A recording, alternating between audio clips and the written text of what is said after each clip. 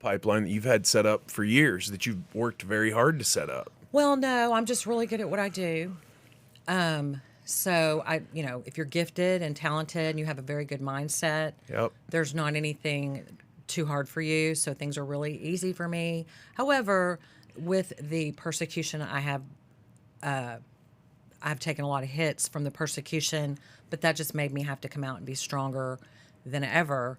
So I just have this mindset and I just get it done and I'm just doing well.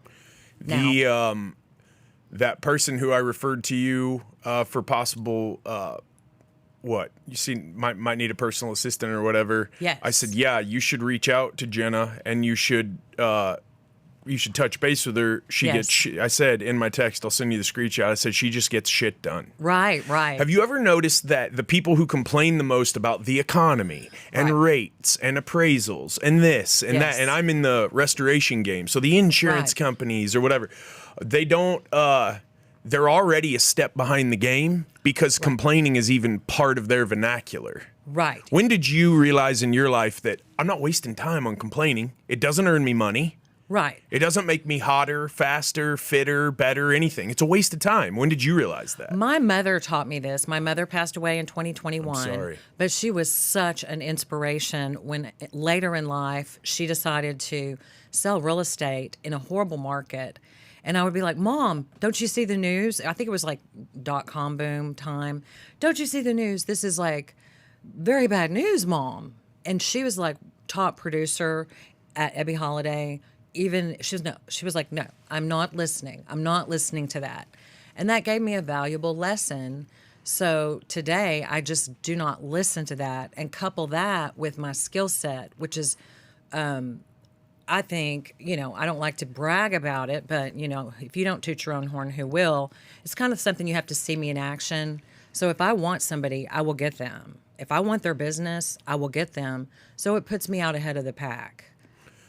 So you're just uber assertive, or are you assertive and ambitious, but also attracting that business that you want? Okay. Right? We hear this all the time, don't we? These gurus.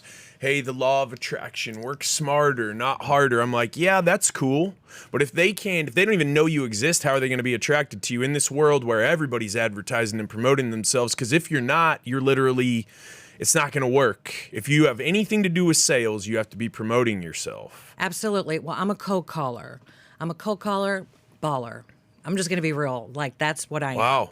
So That's pretty old school. Yeah, I owned a recruiting firm. Awesome. That's where I got started. And so when I was 26, I made $100,000, 27, $200,000. So by the time I was 30, I was making $500,000 a year.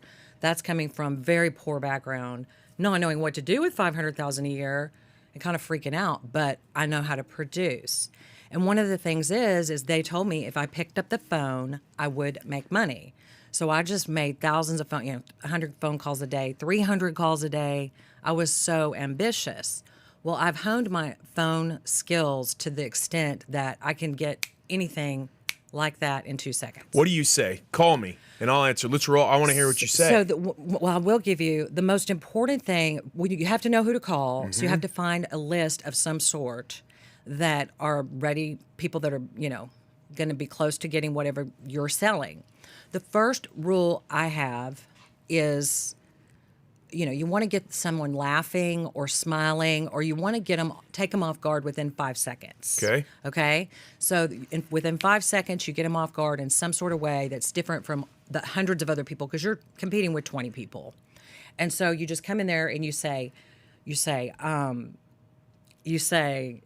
whatever it is, make them laugh. And I can't think right now because yeah, no. Yeah. Is this a lot like polarizing the client? You hear some good salespeople talk about that. So when you're trying to sell, and I'm sure you believe in following up, and I'm sure you believe in maybe less is more to a degree, but are you right off the bat like, listen, this is what I can do. Are you interested? Are you not interested? Yes. So people tell me during the conversation, they're like, I can tell you know exactly what you're talking about. I've been talking to people all day. Oh my gosh, I'm hiring you right now. And then I'll go out, but I'll also tell them I'm going to do some pretty amazing things for them. Like, there has to be some value. So I'll be like, well, I can do this, this, and this, and then I get their business, and I'm like, oh crap. Now you got to God. do it. Yeah. Now you got to deliver the deliverables. Yeah. So I make big, sweeping promises, but I also end up coming out and winning, and they're like, oh my God. And so then I work really hard for people once I get them in my, under my wing, and they see that I don't mess around and I'm very direct, and, there's no insecurity. I'm really high confidence when it comes to selling stuff. Plus, you're experienced. Plus, I'm experienced. Every scenario that could ever be thrown at you, Right. you've probably had to address. Right. And you've probably, like me, made a fuck ton of mistakes. No. No? No. I sure have. I mean, and I in think I life, learned from those more than I learned from the wins, maybe. Because I've never really been a reach out for help guy. I've never been a go find a mentor guy. I've just been like, let's go, let's do it. Right. And then you start, I didn't even know I should be worried about that. Okay, file it away next time. Right. When you first got started and you're making all these cold calls, were you bashful? Was it outside of your comfort zone, or were you just like, I don't care, there's money to be made, I'm going for it? I just know the value of a call. So because I was a recruiter, the way you make money, I was making $30,000, $40,000, $50,000 a month as a very young in my 20s. So that's a lot of money. And I did it by just calling. And, I'd leave messages. So that has stuck with me. And then, I started off selling Kirby vacuums door to door. Did you really? Yeah. Yeah. See, people don't understand. See, I've been a door-to-door sales guy too since the very way back. Right. They don't understand how much of a weapon that is. Because Yes. when you walk into a full room, you're just like, yeah, a bunch of people. Cool. Yeah. You're not stricken with fear. You don't lock up. You're not like, I don't know what to say. You don't get stage fright. You're just flowing, going. Yeah. I got to talk. Okay, instead of knocking 100 doors, I got all 100 here focused on me. Let's make it happen, or Yes. whatever. Well, this was door to door Kirby vacuum sales. But So I by would knock learning, on the door. getting no's over and Oh, over and no, keeping no, it going, it just hammered right through any of the. Did you have any stage fright? Did you have any apprehension at the beginning when you're knocking doors selling vacuums? Yeah, of course. That was the hardest thing in the world, but I knew what I was doing. I knew, even as I would think I was like 18, I knew I'm doing this to learn how to take the no. And I didn't realize the value of my sales ability. I just thought, your mind is not fully developed. So I was like, this is not a big deal. I don't want to be a salesperson. I want to be a nurse. I want to be something where I can always have a job. And that never worked out. And one day someone told me, will you just go sell? Because you're not good at this paperwork or whatever. So I was like, okay, I will. And that's whenever I set out to do selling. And so, I would knock on those doors, and I couldn't do it. I couldn't sell a vacuum. And so I would go back at night, and the old guy with the cigarette and the SUV that would drive us around, I'd say, how do you sell these vacuums? And he would be like, well, first of all, you're in there too long. You need to get in and out of that house. So to this day, when I go to sell a house, I don't hang around. I don't try to be friends. I don't try to go extra. I'm just like, boom, in and out. And on that phone call, every phone call I make, there's no extra. And that's important, is it's got to be quick. It's got to be fast, because nobody's going to be like that but you. And nobody else likes making calls. But, so they'll send like their person that, they can just, that doesn't really want to make the calls, because it's hard to take the no. It is. It's tedious too, right? It is. Do you ever have a day where you call all day and you don't get anything? Probably not now, but you did probably. No, I'll make 5 calls and get a sale. Okay. So I don't have to make many calls. So you're selling, because you're so busy selling, you just make a few calls. And then, but you got to know what you're doing. And a lot of the agents that work with, that I'm competing with, that are making calls, because most established agents are not going to make calls, but I'm just addicted to making calls. So I'm up against the lower level people who may not know, or the people that are going to try to get in the door and hem-haw around the sell. So they're going to be like, I have somebody that wants to see your house. Whereas I come in immediately with a positioning statement, with the posture. So I say, hello, my name is Jenna Ryan. I'm with First Place Real Estate. I may even say, whatever I want to, whatever I have the feeling to say at the moment. And then they're always like, they've been called a million times and they're rude. And I just, boom, I go, oh yeah. They'll usually say, well, 20 people have called me. And I'll say, I've sold 20 houses to people that told me that 20 people have called them. So I just go right in there and just give them right back and just keep, and then they rarely say no. And if they were to say no, I mean, they rarely say no. They say no a lot, and I don't want to work with those people. So if they get it, if they can understand somebody that, can tell them, they either get it or they don't. And there are people that get it, but you cannot have one bit of insecurity in your voice. Is that a fake it till you make it thing? Or was it when you were younger and then you just grew into the confidence? Or have you always been just super confident? In that arena, not in all areas of my life. Yeah. So I know the difference, and that's how I can recognize it and speak to it. But yeah, no, I was a hungry 26-year-old girl wanting to make some money because I grew up very poor with a lot of lack and a lot of, turmoil. And I was hungry. So when you're hungry, you just have a drive that nobody could stop. So, and I remember when I first got on the first day as a recruiter, they came into my office and they said, "Who did you call?" And I'm like, "What? I could still call some more." They're like, "Because they just told me to go and call."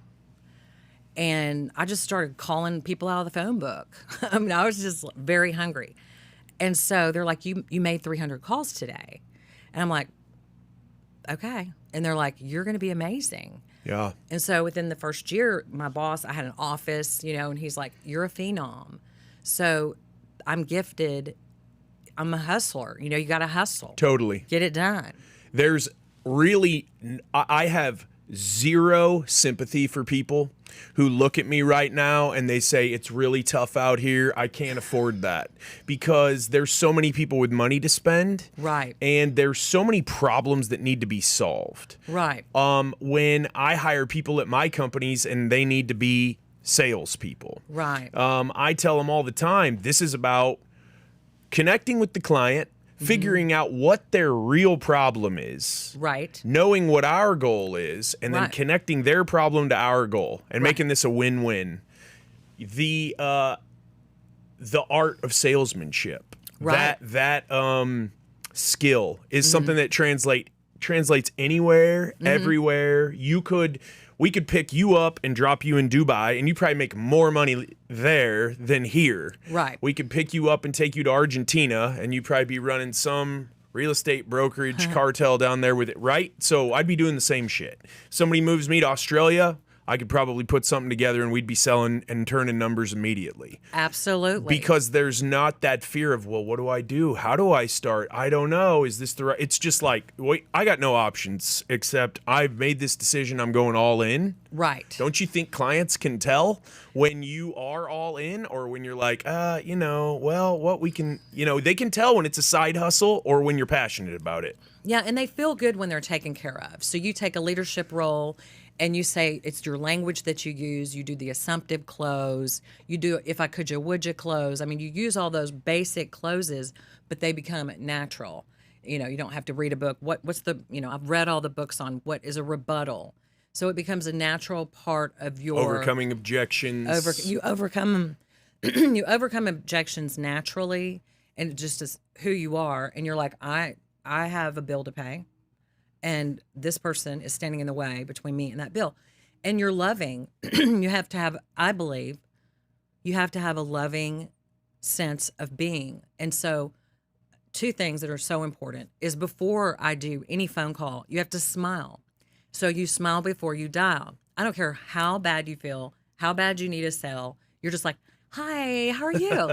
And it's not fake. If you smile, it comes across. That is weird how that works, isn't it? So I'm sitting there like, hi, how are you? And it's so, that's, takes a lot of energy to do that. But you smile before you dial. What else did I say? Smile before you dial, overcome objections just by being naturally yourself. Naturally yourself. Not following a playbook about that, because you can tell when people are like, well, my boss told me to overcome objections with, you can tell. You just can. You can, and you make, it's a numbers game. So I may have lower numbers. I may be able to make 5 calls and get a sale, but if you're at a 20 call get a sale or 100 calls, you make as many calls as it's needed because you have a value added service. How important is tracking those numbers to you? I make Very. 100 calls, I close 3 deals. So I know if I make 300 calls, I could close 9 deals. Are you tracking them there that way? I should. That would be a more executive Yeah. function that I'm probably not as excellent in and could be better and could work on. But you know, wouldn't be as great and as dynamic on the phones if you were. I Actually, that would come across that you're very meticulous True. and calculated, and people would be like, you could probably get me a result, but I don't like you, right? People do business with people who they know, like, trust. yes. Getting them to like you on the phone is the first step toward that. Yes, and that is important. And another, I like quality of life, so I've built my life so that I don't have to freak out. So I it's kind of like I work really, really hard and then I relax, and that may not be the best, but for me, I love my life, so I don't have to work. I work probably very little, so I just make a couple calls, make a couple sales, but that one client is going to get 100% of me. Mm-hmm. But I don't have to. I don't have any kind of thing to prove to myself or anything. I just do a little bit, but then once you get really good at that little bit is someone else's 80-hour work week when you know what you're doing. Yeah, Okay. exactly. But I should do, all sorts of things, but I don't have to. So, and also I do a lot of, it's a cockiness. I have a cockiness in my sales approach. It's almost like, well, I can't believe I'm saying this out loud, but you brought me out here, so I'm going to go ahead and add value to this conversation. Of course, everybody likes talking about what they do, right? But it's a cockiness. It's just like, well, I mean, and they're going to feel like, wow, who is this woman? Mm-hmm. And then it's a posturing of I'm the baddest there is, but you're not competitive. You never. It's not a cocky against others. It's a cockiness of I know I've got the best that you need and nobody's got what I've got. And if you don't work with me, you're missing out. And then I'll throw in the fact that, I'm a world famous patriot.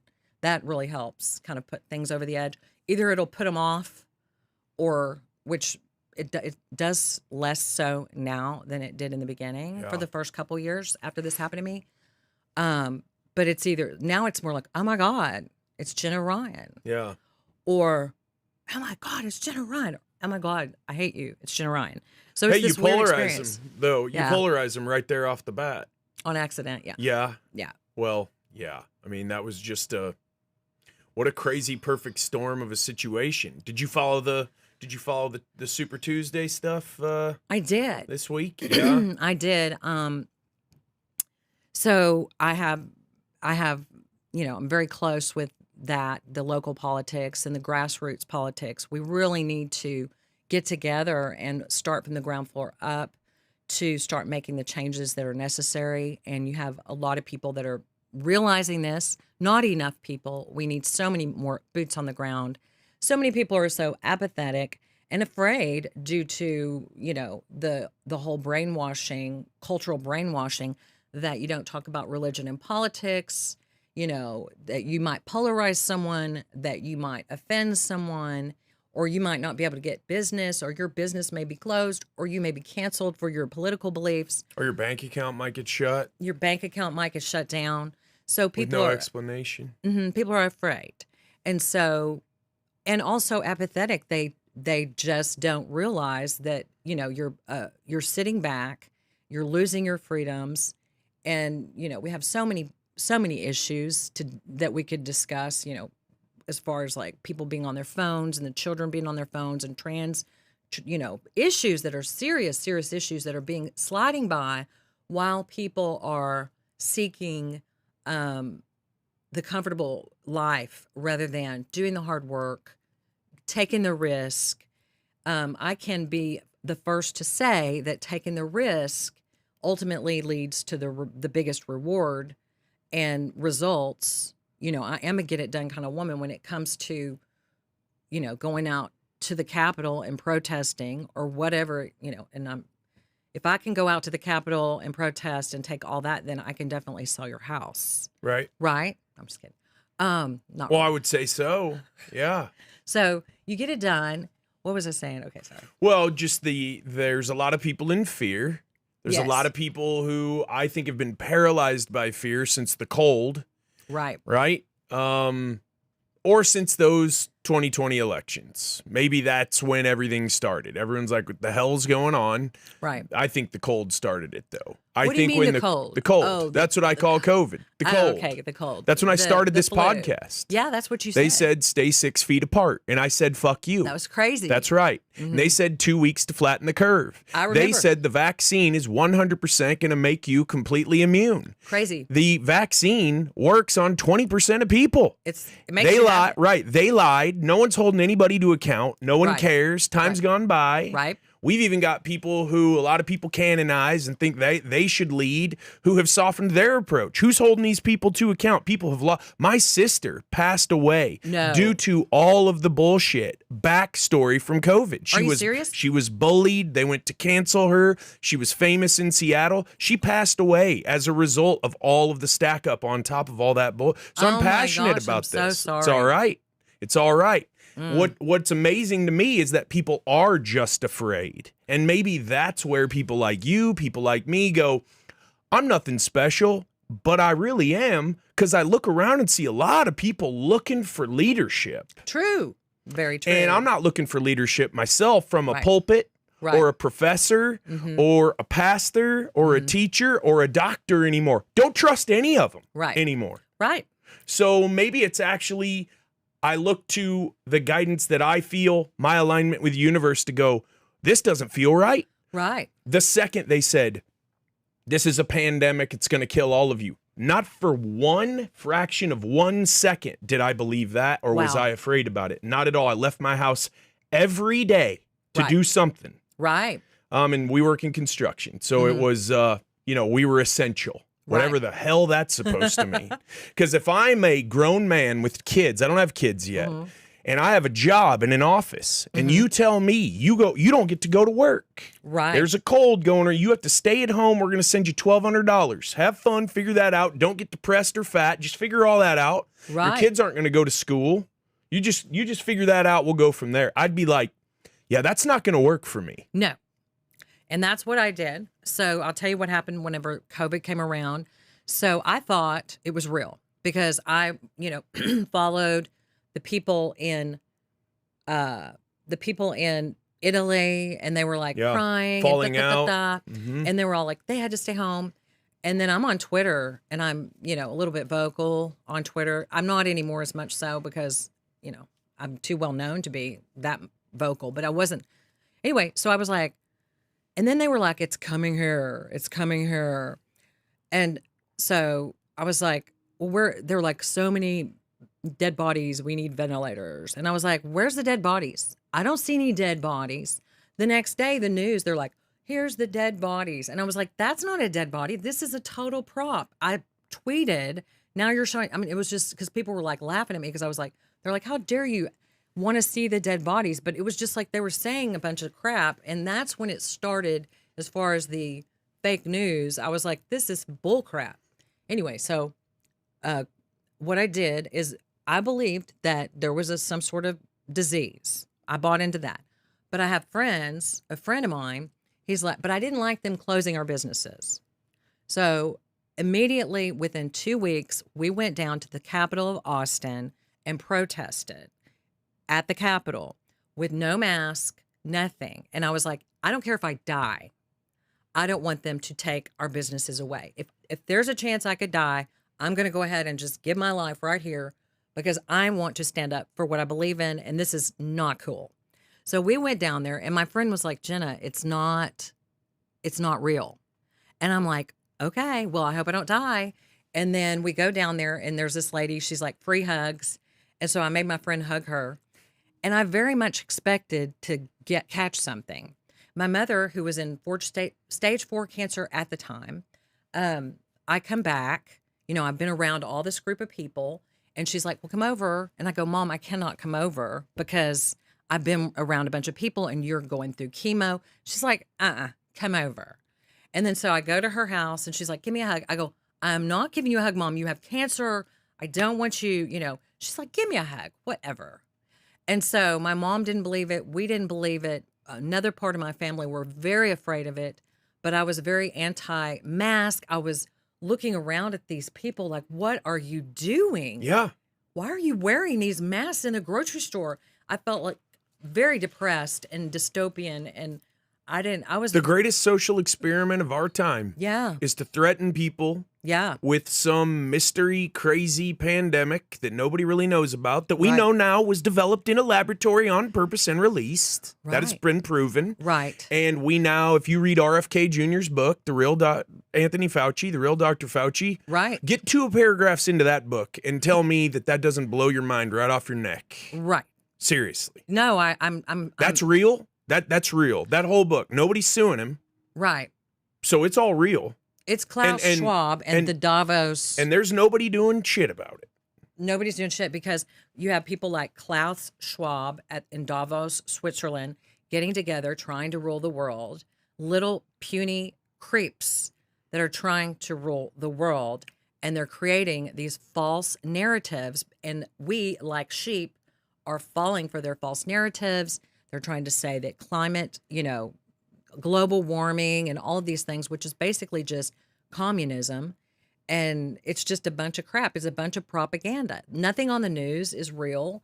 If I see it on the news, that's why I have a hard time. I mean, I am disoriented after what happened to me. It's hard to understand what's real and what's not real. And it's hard to stay engaged whenever you understand how fake everything is. When everything that happened to you happened on the back end of that as you were through it and then trying to assimilate back into like real life or whatever, were you, for lack of a better term, like gun shy about social media, about getting out there, about sharing your story, those types of things? Absolutely. Because I was literally, I call it a struggle session. If you look up the word struggle session in Google, you'll see all these pictures of what was the Maoist China takeover, where they would have like the teachers and the leader of the community, and they would have all these crowds around them, spitting on them, hitting them, and they would have like, I'm a dunce hat. So this is what happened to me. I was attacked by millions of people and millions of people and big tech, financial institutions, the government, and crowds, mobs of people attacked little old me. My mom was dying. And then they threw me in prison and then threw me away like toilet paper, used me, and then, totally wiped the ground with me. But I rose up. I mean, it was horrific.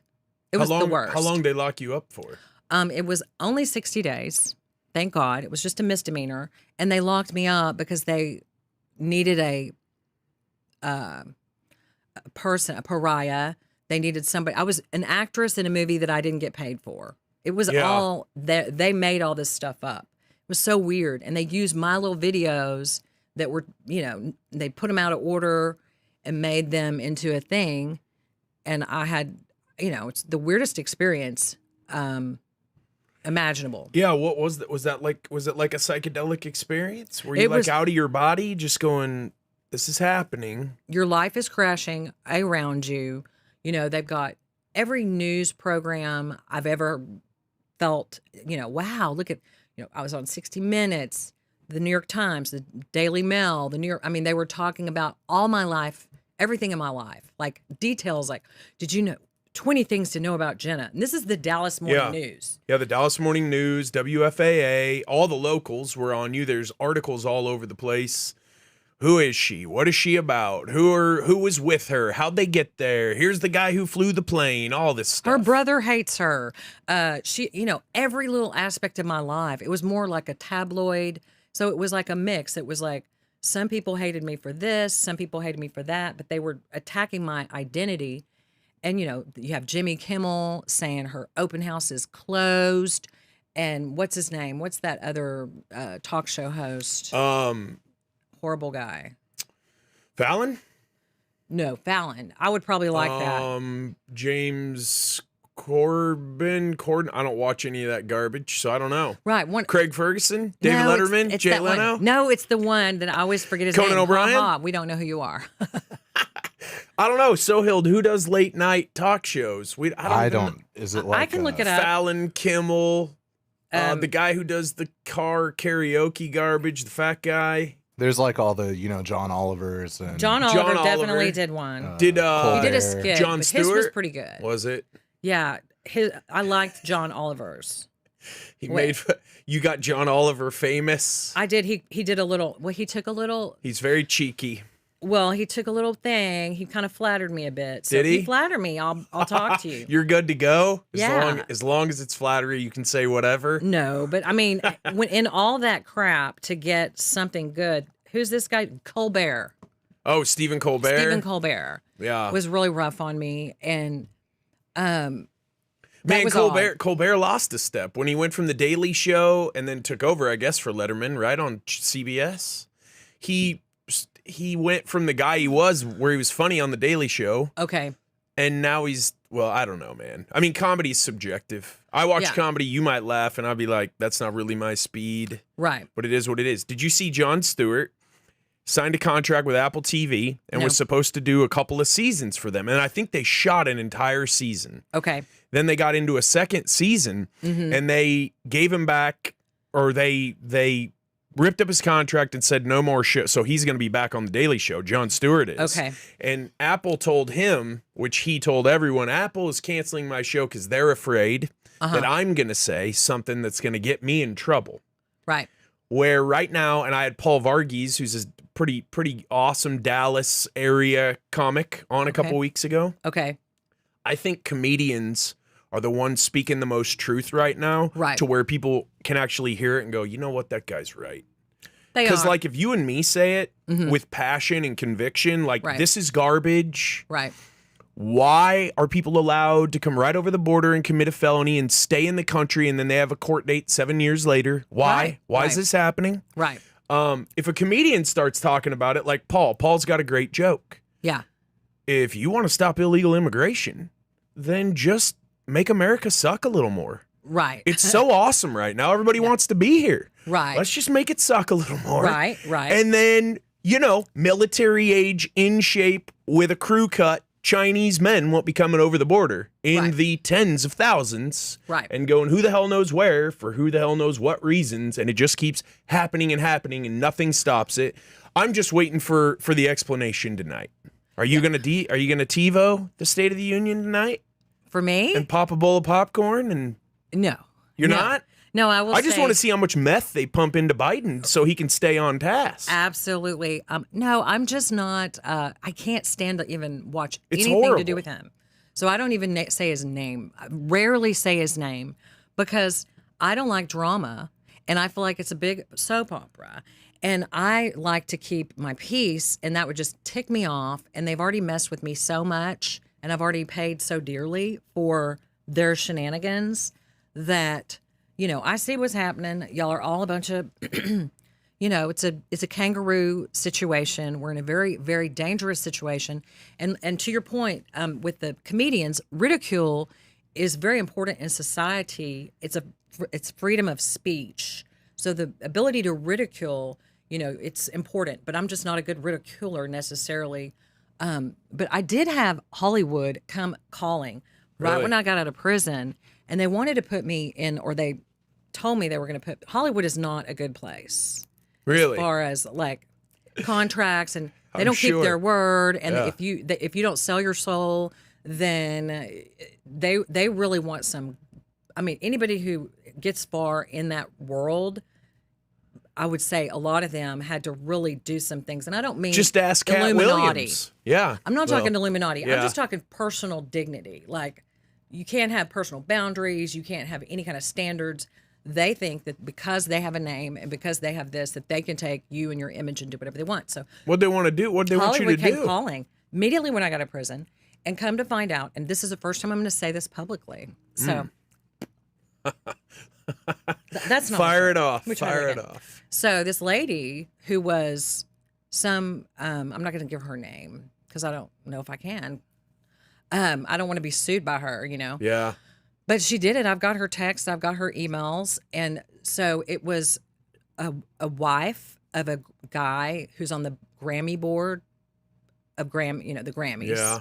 And you can look up pictures, and there he is with Ben Affleck and some other big, huge, George Clooney.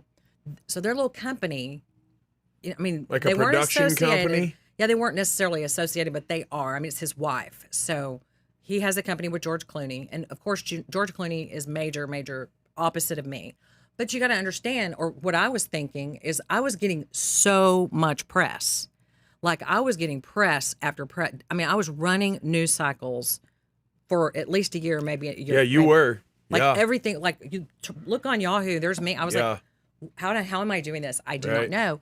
And that was without updates about your case and all this stuff. And that's without me. They told me to shut up. And so I wasn't even allowed to talk. I didn't play it. I played it for like 1 month and did it. And then it rolled on. And then they're playing my videos on the Congress floor. And, it just went everywhere. So I think they are attracted, or these people were attracted to that. There's some reason that happened. Mm-hmm. But little do they know I've been working on that.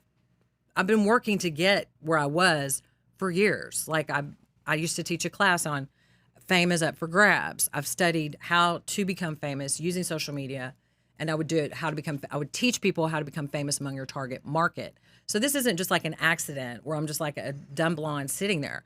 However, I did not expect to become negatively, infamous. I expected to become, I didn't even know the whole world would know. I just thought my little target market, little celebrity marketing. Anyway, so then she calls me up and she's like, we want you to come on. We want to do a documentary. Everybody was want to come to my house, my front yard, especially. I was like Japan called. They're like, we're in Japan. We're NBC. We want to come and interview you. And I was like, and they're like, they're just dialing your cell, or do you have a publicist or anybody field? I Just had you. no leadership, no clue what I was doing. All that they would say is don't talk to anybody. But this was like after I was already sentenced to prison. Yeah. And she was like, we want to come and interview you. And they're like, we're the top news program in Japan. And I'm like, well, do you want to meet at the Ritz? Do you want to meet, at a hotel? And she's like, no, we would like to come to your front yard. And I was like, and I decided not to do that because I didn't want to be hated in Japanese. Right? Okay. Yeah. So I said no. So I turned that one down. So there was I would say 90% of the media I turned down, and then it still just rocked. Okay. So back to, and it wasn't good. Like it happened after PayPal, blah, blah, blah, blah. Long story short. But anyway, so this lady in Hollywood calls me up. She's like, friendly. She's like, we want to put you on this, that, and the other, and we want to come to your house and we want to film you. And it's for a cancel culture, whatever you call it. Documentary. Yeah. Cancel culture documentary. We're going to have people like Dave Chappelle. This was before the Johnny Depp thing. Johnny Depp's going to be on it. Dave Chappelle. Yeah, I was like, wow. Yeah. Okay, maybe prison wasn't so bad. Right. Because I was like, I don't care if they hate me because I'll turn this around somehow. Sure. Yeah. If I can be standing next to Johnny Depp. But of course, they lie, okay, and say they have people before they have them. But I didn't sign anything, so technically I don't have an NDA. But they're like, we're gonna talk about cancel culture and how it affects the world, and we're gonna use put you in it. And we're gonna come to your house, and we want to show how you're recouping after the getting out of prison and all these things that happen and being canceled from society. And we want your childhood photos. They were just, I was like, okay, well, I want a contract. And if this goes to Netflix, I want to be able to be paid and stuff. And they're like, well, you can't be paid because then it won't be able to be eligible for Sundance. So they're just floating all these things. Because, you can't be paid for the documentary for them to be. Because then you're paid talent, and really a documentary is air quotes about what's really going on. Correct. So that was the whole reason Interesting. they couldn't pay me. You should shoot your own damn documentary. I Use the guys could. up here. I could. Script it all out and just roll through the whole thing. Well, why don't I'm not that I have so many things. I have a huge $20 million lawsuit against PayPal. I'm so mad at them for what they did to me, because technically what happened is I didn't get famous until they canceled me publicly. So once they canceled me publicly, I had to go into hiding. So granted, yes, I knew that. I mean, I didn't know I was going to become world famous where everybody was going to hate me. Okay. I always knew that I would be well known. Well, everybody didn't hate you, but the very loud sector that's all over the media and social media did. Well, thank and you was for that. using you as an example. Yes. Right? Yes. So that's not what I wanted in my life. That was bad for business. That was, it was January 6th. That's when I go and get ramped up for the year. And I just so happened to be like, someone invited me to get on a private jet. And I was just like, okay, I'll go. And then I was just doing my civic duty, paying my $1.05, and I was going to get in, get out, come back, sell houses. And so that was on my mind when I was there, because that's my time to sell houses. But anyway, so then I went down there, and then everything happened. And then PayPal, so I was raising money, and I raised $200 on Twitter with my PayPal account. PayPal saw that and said, they went straight to CBS News and they said, we are canceling Jenna Ryan's account because she's violating fundraising policies. And they canceled my account publicly. So that's illegal. It breaks the contract that they had with me. Yeah, is there a fiduciary conflict there? Quite so. Yes, there's state laws, federal laws. And what do they count as? An international banking institution? Yeah, I mean, well, they're under, I can't remember right at the moment, but I am, okay. I'm representing myself because the lawsuit. Are you really? I have to. Wow. So it's very technical, and I have to remember stuff. But it's a really cool story, and it would make an incredible documentary if it's going to be okay. You got to do it. I'm going to do it. You got to do it. I'm doing this really cool thing with the PayPal because, there's been lots of obstacles, but I keep overcoming them. I'm treating it just like a sale, but it's just a bigger sale. Right. And so they canceled me publicly, and within 1 hour, it became world news. 28 news outlets all around the world repeated that breach of contract.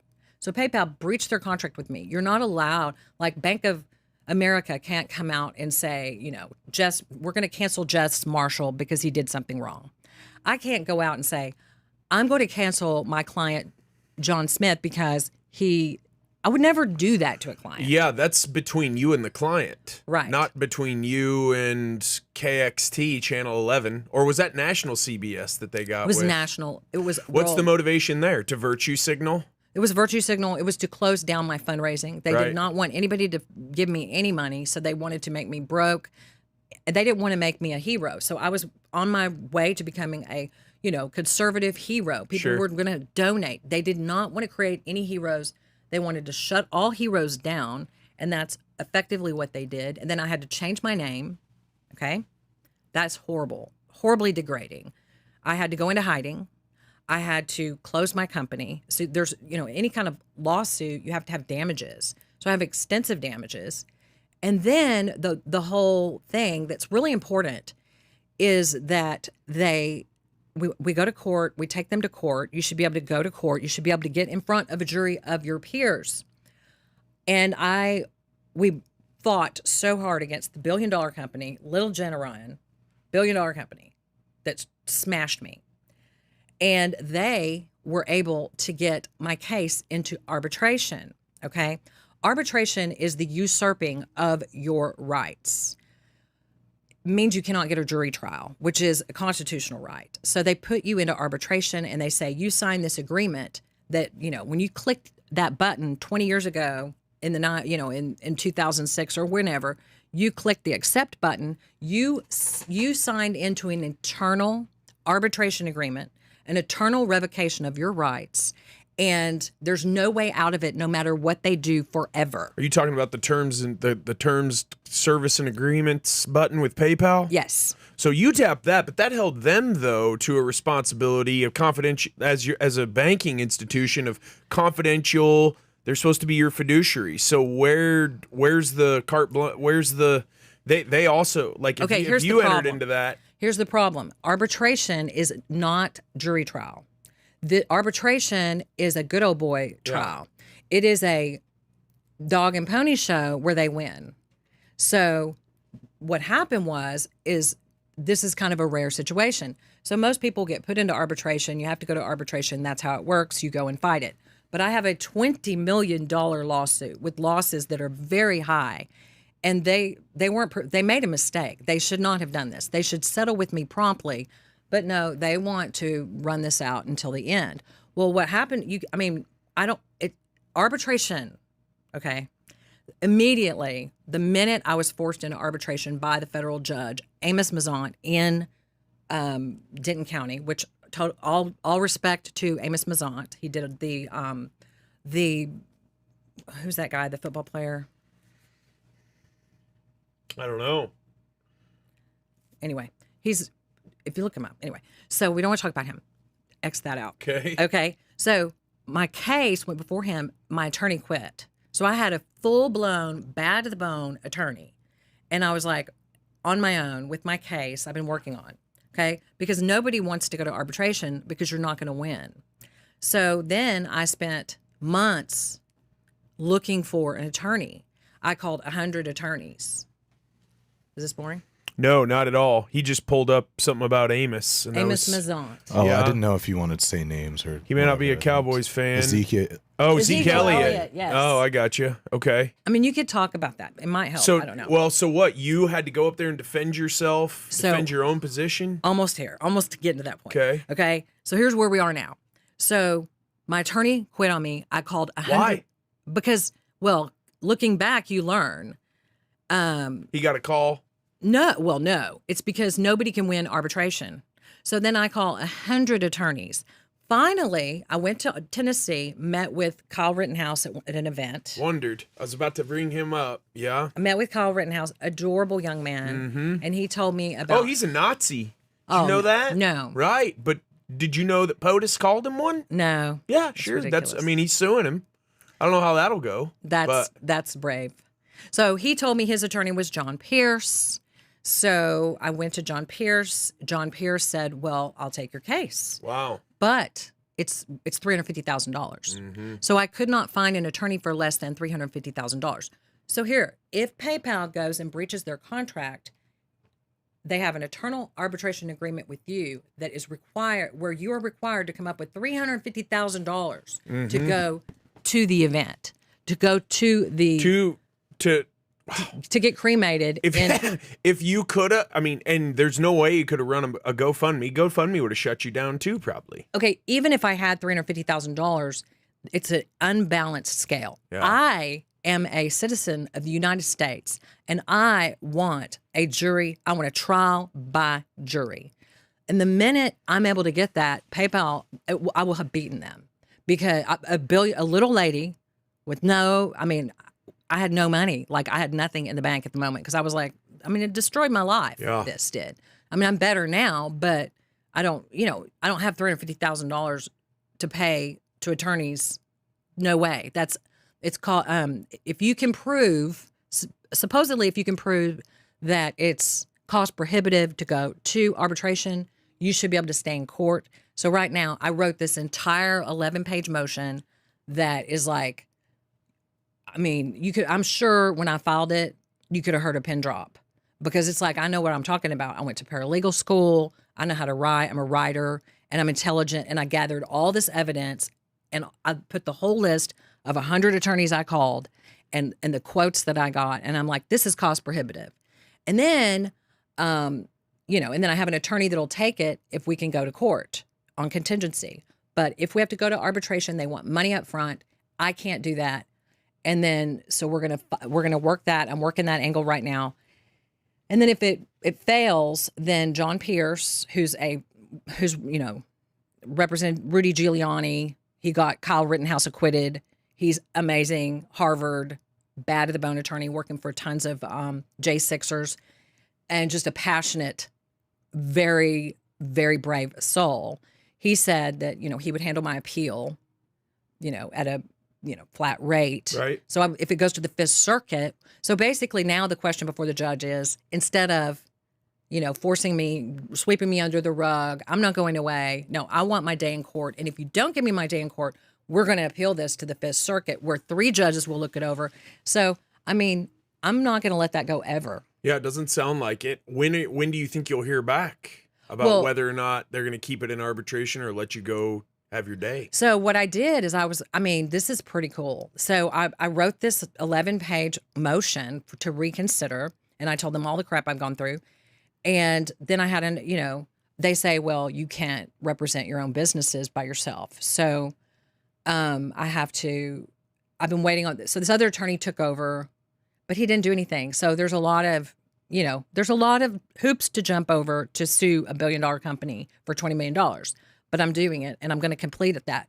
And then as soon as I do that, and everybody knows this, as soon as I do that, I'm going after CBS. It's going to be like dominoes because they repeated the breach. And yes, there's a statute of limitations. However, it hasn't been adjudicated yet. So that hasn't even started. Right. Well, we're going to probably have to argue that, but we probably won't have to get that far, because once I win one, you don't want to fight all the battles. I have a ton of lawsuits, but if I were fighting on every front, then that's not the best use of your energy. It's like the art of war.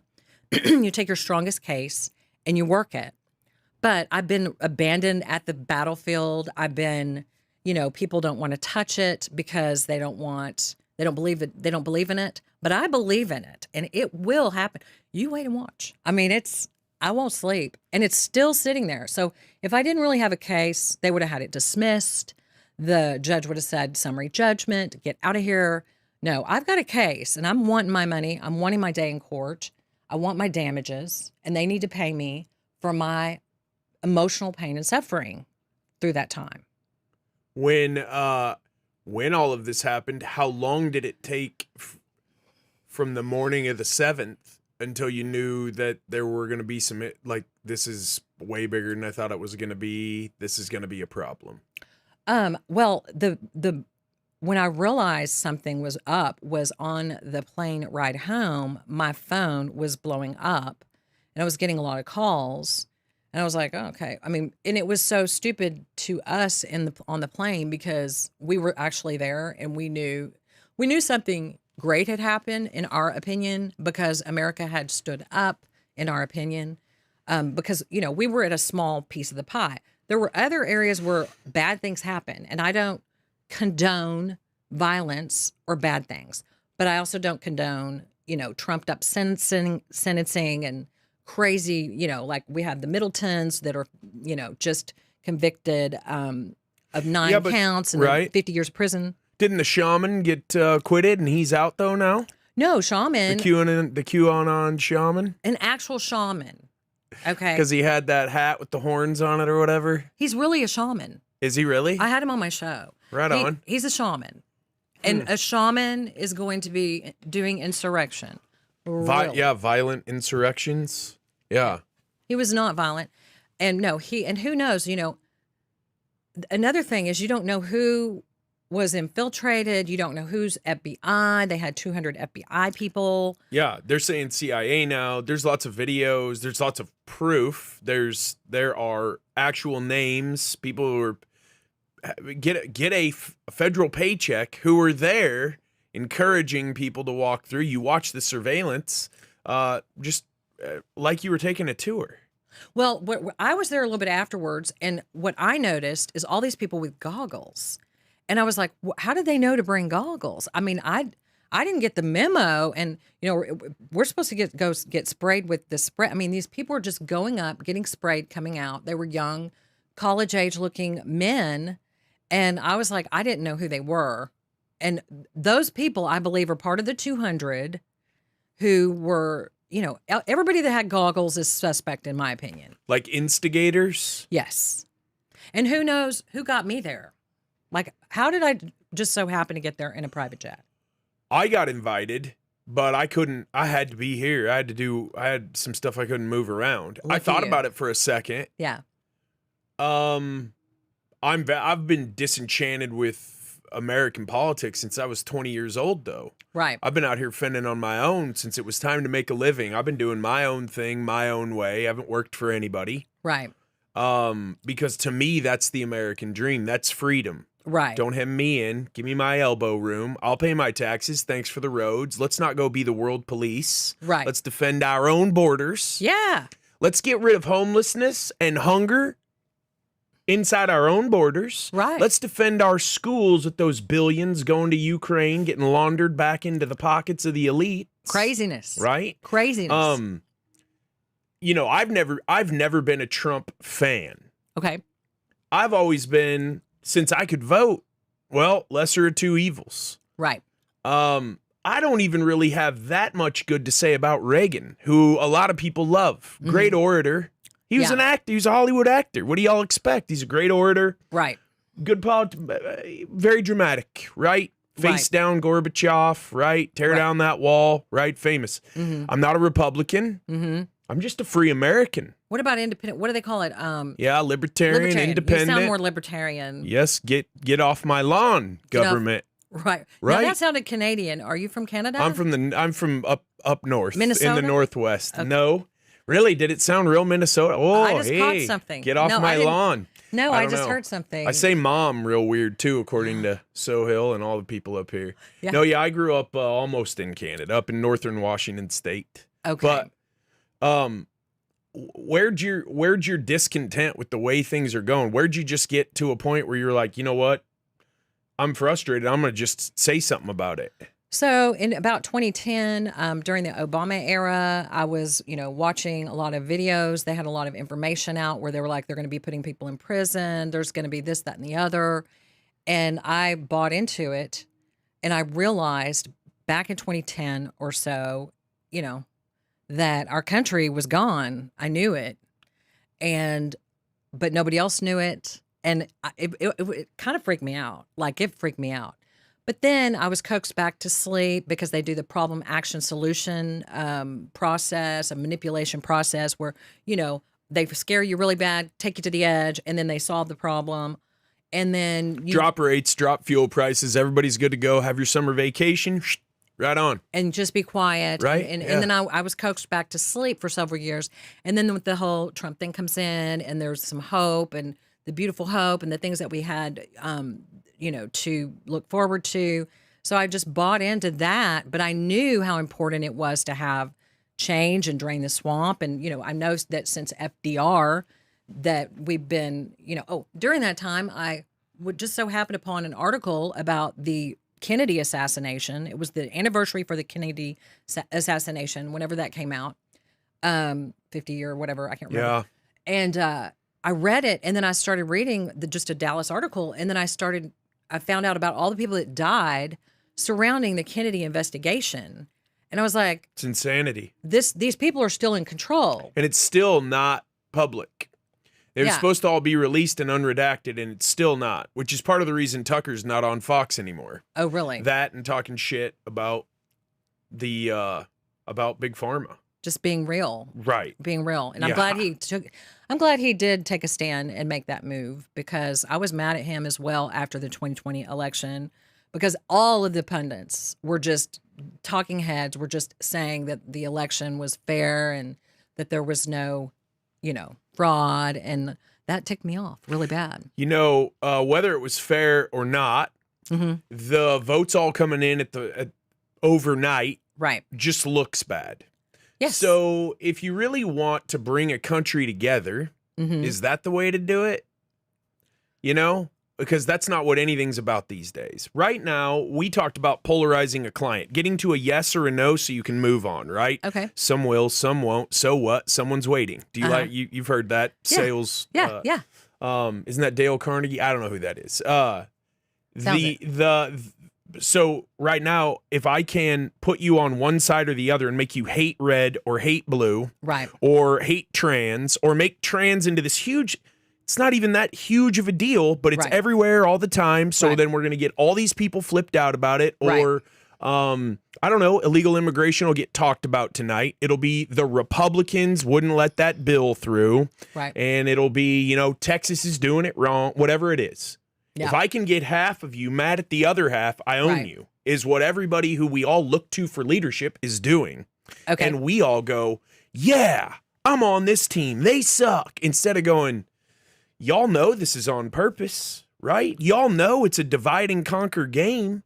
And that's what's just got me shaking my head on the daily. All we are people. We're Americans. Right. I think you can be a patriot and not a Nazi, because now that term is literally Racist. Trump, patriot, racist, Nazi. All on the Insurrection. same. Yes. So- Insurrectionist. Right. I was watching the 1984 movie, and this is very similar. Crazy movie. And it's very it's very scary, because you're just like, it's like watching reality TV. Yeah, I mean, in 1984, they would be yelling at the thing. I mean, I just watched a refresher of it, and then they were calling people insurrectionists and sedition, and then they were getting into people's heads and looking at their thoughts. And now our phones you can think something, and your phone will pop up with an ad about it. It's very crazy how our world is becoming.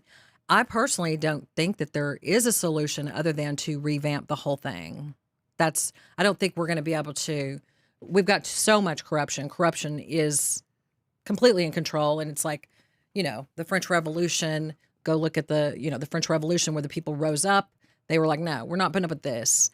And, you know, I'm not saying anybody needs to do that, but people definitely need to make a stand and definitely need to get involved in local grassroots politics, get around like-minded people, because what's going to happen is we're going to be, I feel it's coming, we're going to have a power outage. We're going to have, you know, they're going to control us by, like they do in China, I suppose, by taking away our phones, our internet, our, you know, they're doing the dry run with the AT&T going down, Facebook going Meta down. went down. LinkedIn went down this morning.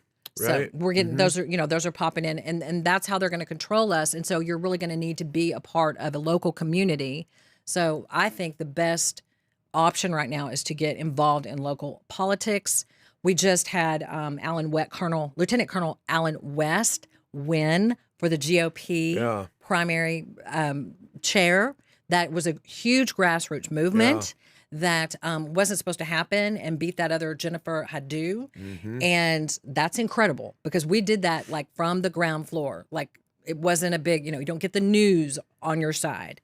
You're just basically, and what's happened is there's like a big, huge situation in Dallas County where they're, you know, it's rigged. There's a lot of little election frauds going on. And so this is a way to start from the ground floor up, so that whenever it comes time for Clay Jenkins, okay, to come and shut us down locally and tell us what to do and be our dictator, you know, people like that, there are a certain segment of the population in the Dallas County who believe that that is a rigged situation. Yeah. You know, Clay's chasing ambulances now? Really? Yes. So, remember Brian Loncar, the strong arm? Yeah. Okay, so Brian died, I think, of a drug overdose in 2015, but his firm was very strong. Yes. So Brian Loncar is joined up with Ryan the Lion now, and Clay Jenkins, their one law firm, one like super ambulance chaser law firm. If you watch any morning news to check the weather, there will be ads with Clay Jenkins on there. Who was the African-American Dallas police chief when that shooting downtown with David, not David Kunkel. It was the guy after David Kunkel, whose son got killed. Do you remember? And he wore the black horn-rimmed glass. He's part of this. I don't know his name now, too. They're all like a super law firm of former Dallas politicians who are now chasing ambulances and going after insurance companies together. Well, but Clay overstepped his bounds 100%.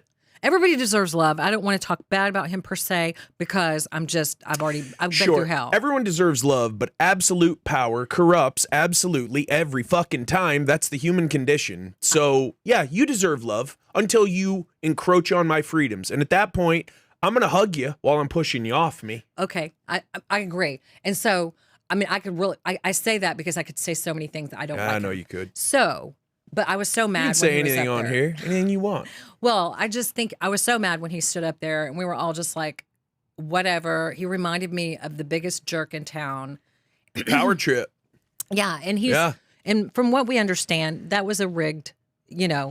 These people are put there. They're not. Oh, yeah. They're not elected. They're not ours. They are positioned there. They're installed. Appointed officials are the thing that I don't think a lot of people realize are what's broken about the intelligence community, any of the government initial agencies. Those Right. people are in there for a lifetime, and they're pulling strings none of us have any idea about, and they're not elected. Right.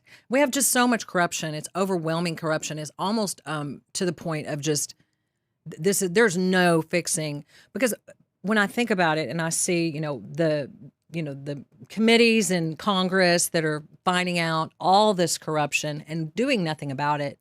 And we have people that are just horribly corrupt that are leading our country, and nobody's taking a stand. And I think, and when I say take a stand, I mean protesting, organizing, coming together, becoming involved, overcoming these rhino politicians. I mean, if we do want to make a better life for ourselves, we need strong, America first, grassroots, anti-establishment politicians. And we had a really good showing for the primary on, this past Tuesday. Yeah. We had a great showing because we got, Brandon Gill. Yeah. We got Shelley Luther. Was Morgan nominated. won, but he won big. Three of the judges Yeah. that voted to impeach Paxton or something like that.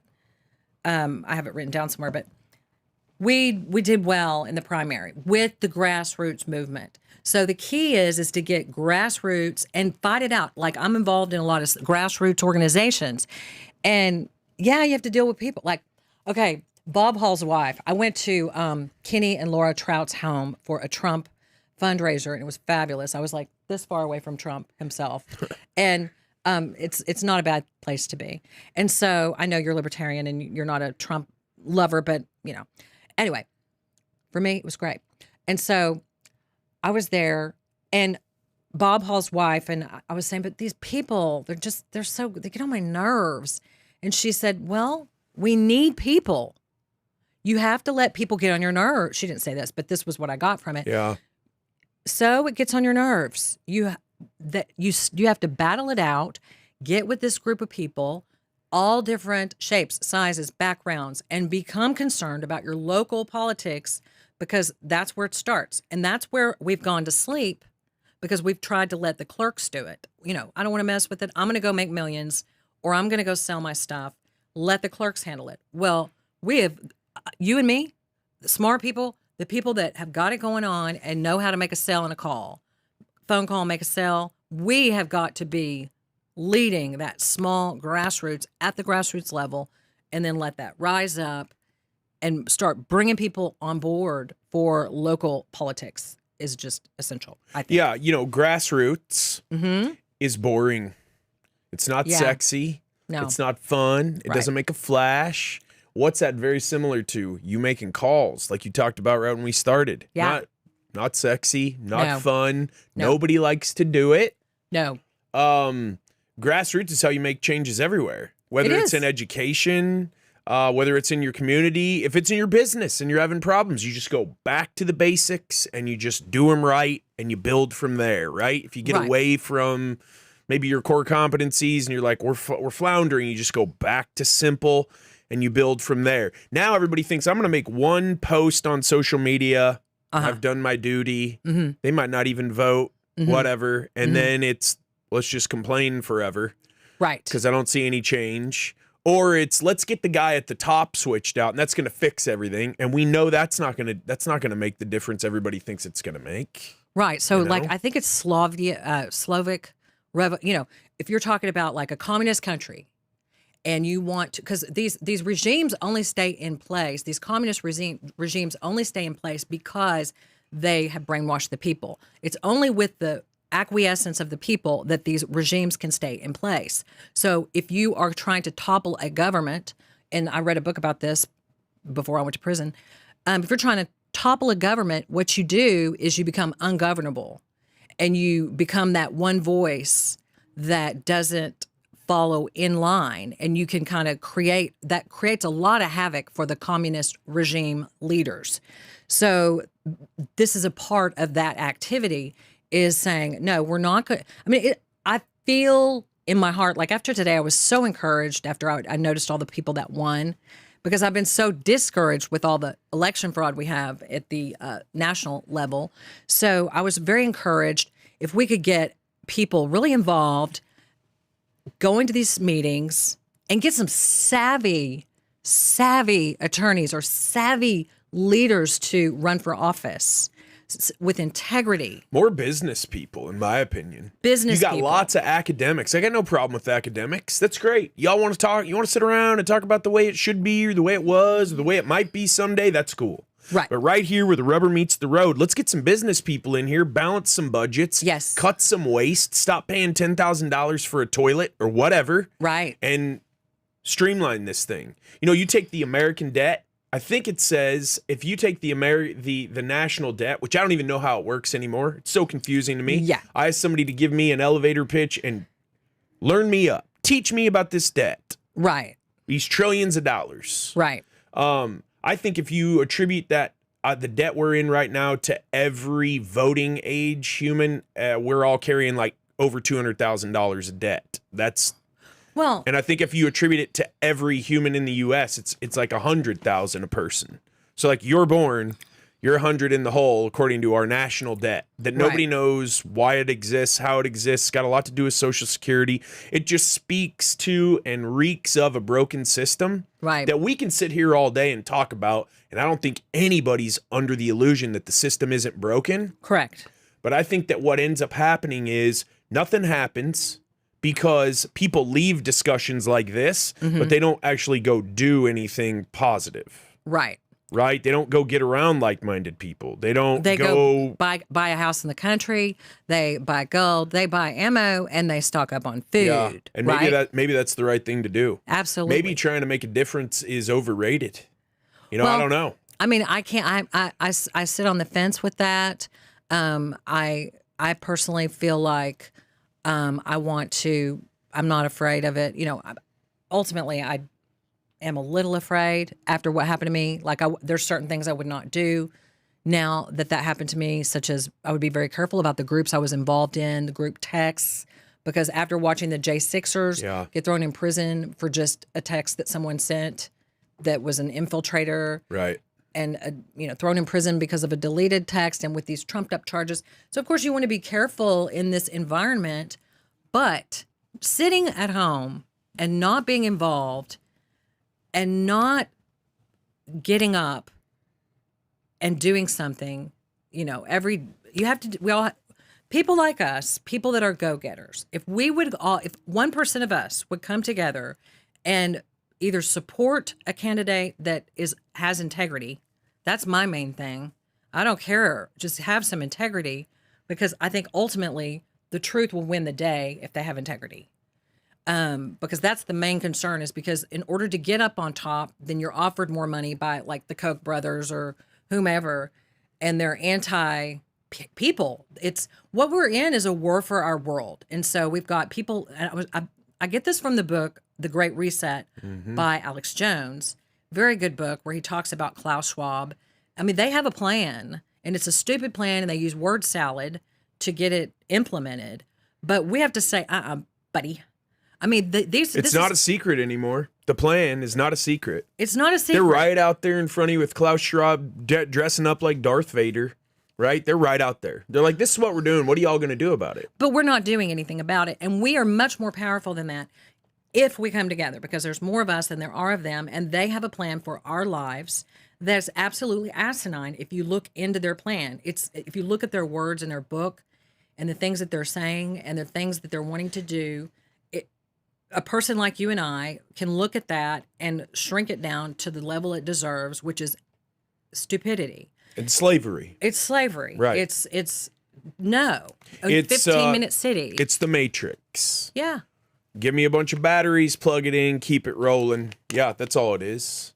But It's very obvious. It's everywhere. we have to shrink them down to size in our minds, because in our minds it's like, oh, because they control. the world. They control the PayPal. That is PayPal. That is the U.S. government. That is the financial institutions. Like my bank was canceled on Friday. They own all of that. So, then we're looking at more biblical proportions of get the mark of the beast, or you can't buy or sell food. Oh, that's where I go. Do you think you did anything wrong? No. Yeah. No. I mean, technically, I think I'm allowed to say that. I mean, well, your opinion is your opinion. We're in a weird day. I know. We're in a very strange era. And I literally had to question whether I can say that, because I did have to show fake remorse. Because, if they ever arrest me again, they'll be like, see her, she's on that show saying, but it's kind of like North Korea, where we have Otto Wambler. I don't know if you recall where Otto Wambler got arrested by the North Korean government. Learn me up. No, He's this I don't know. Young kid. He got arrested for taking a poster in North Korea, and then they made him go before a big council, and he was like, "I'm so sorry, I didn't," Yeah. And he ended up dying of some sort of strange. He was tortured so badly that he died. Then they sent his body home. So all these people are having to give this fake. You see it all over, and all the J6ers are like, "I regret what I did," and da, da, da, da, da, da. And for me, well, you can regret what you did because of the drama it's caused without thinking you did anything wrong, though. Yeah, and I don't regret. I don't have regrets. Like, I don't go back and regret. As a non-Trump worshiper, though, I've gone over what he said. And he said, let's go over here and exercise our rights. When you look at the way that speech is edited, right, the end of that speech, he doesn't say anything wrong. But I wonder, I talk with my friends, with other political people, lots of Republicans, lots of people who love Trump, and we'll see what happens in November. I don't know. Do you feel like he kind of abandoned y'all after y'all went out there and were like, we got your back, but we also don't like the way this looks, and we think that there was election fraud? Do you feel like you kind of got left? I do not feel abandoned by President Trump. In fact, President Trump and his people have made sure that, they take care of me, and not in any type of physical manifestation. But I'm involved with everybody that's involved. So it's a big club. Never felt abandoned by the cause? No. I just felt like this was a horrible thing. And these people are horrible, and this is a big joke, and these people are idiots, and they're trying to take our country. And that's what they have done. Do I agree with everything that all of Trump's policies? And no. Do I care that he talks bad about people? No. I don't care how he acts. That doesn't affect me one bit. Oh, his tweeting doesn't turn you off? Oh, I love... Is he back on X or whatever it's called now? No, he doesn't really engage. Because he's doing Truth Social only? Yeah, he's doing kind of what you're doing with little pieces of the podcast, and, you have to roll with the changes and roll with the times. He's all over the place. And he's good. They're good at what they do. He has a way of making sure that people he wants... he takes care of them in terms of connections and things like that. So there's too much benefit for me to be, there's no way I would ever, he's just an awesome, I stayed at the Trump Hotel whenever I was sentenced.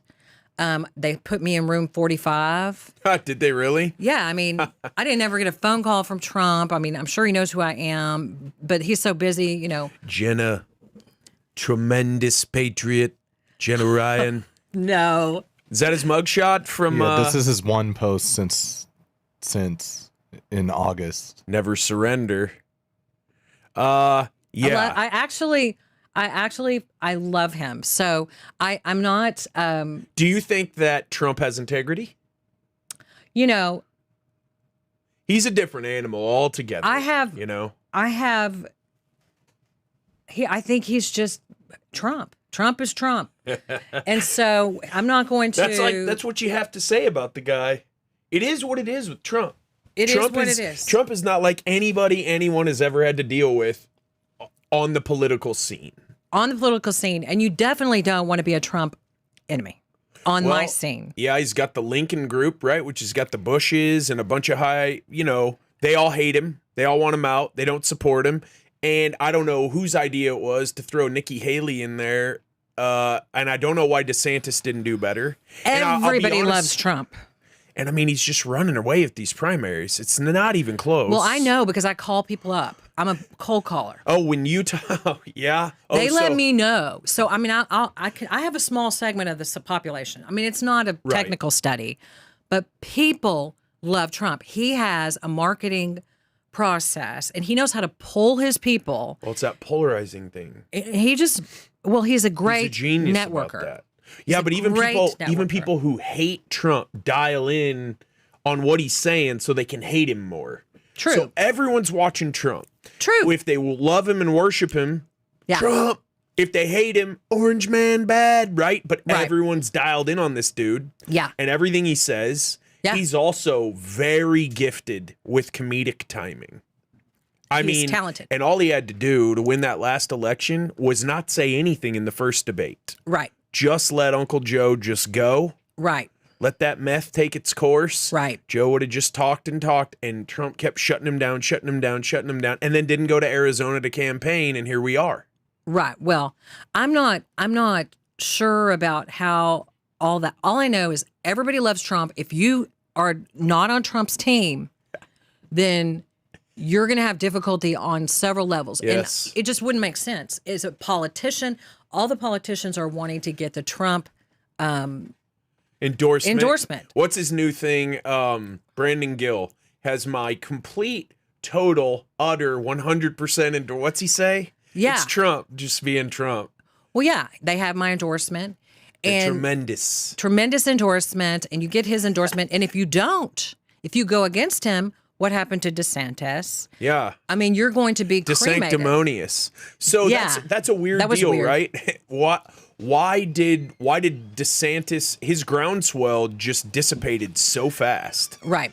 And I think that it's got a lot to do with some backlash from these Trump arrests, right? So Trump and Biden, basically the same thing, taking documents home. But what we hear 2 weeks ago, Biden is not mentally capable or competent enough to stand trial. Right. Trump just got what he lost in New York, so he can't do business in New York. Wasn't part of that whole case, though, the appraisal of his Mar-a-Lago estate, which was appraised at $18 million? I'll go buy that right now. I'll get some friends. Right. Go buy that right now for $18 million and flip it in 24 hours for 190. All the banks were paid. I mean, so and that's Where's another that thing. fine go? Who gets that $324 million fine? Trump's got to pay that to, like, who was hurt and where's that money going? Well, first of all, exactly. Who's the Can we put armed guards at every exit and entry of every school in America for $324 million? Yes, we can. We could do a lot with that money. And the thing is that they have attacked him. And the reason that I can kind of relate with him so much is they've attacked me. So they're attacking him and his followers, or those who are perceived to be his followers, which is me. I mean, I've gotten so much hate mail, so much people hating me because of him. So I kind of get what he's gotten. And it is apparent to me, okay, it's like the flat earth theory. Okay. Okay. So if you'd like. Yeah, so I would. You have the flat earth theory. I was like, is the flat earth theory real? I'm just like, okay. And you go on to YouTube and they won't let you, they're like, no, flat earth theory is fake. No, it's not true. Misinformation. I'm like, maybe there's something to this flat earth theory. I would say. If they're censoring it. Yeah. So when I see the way Trump is being attacked, that only makes me realize even more that he is posing a threat to the powers that be on a great scale. And also look at the people he's supporting. Brennan Gill. So I met him at I went to a house. Oh my gosh.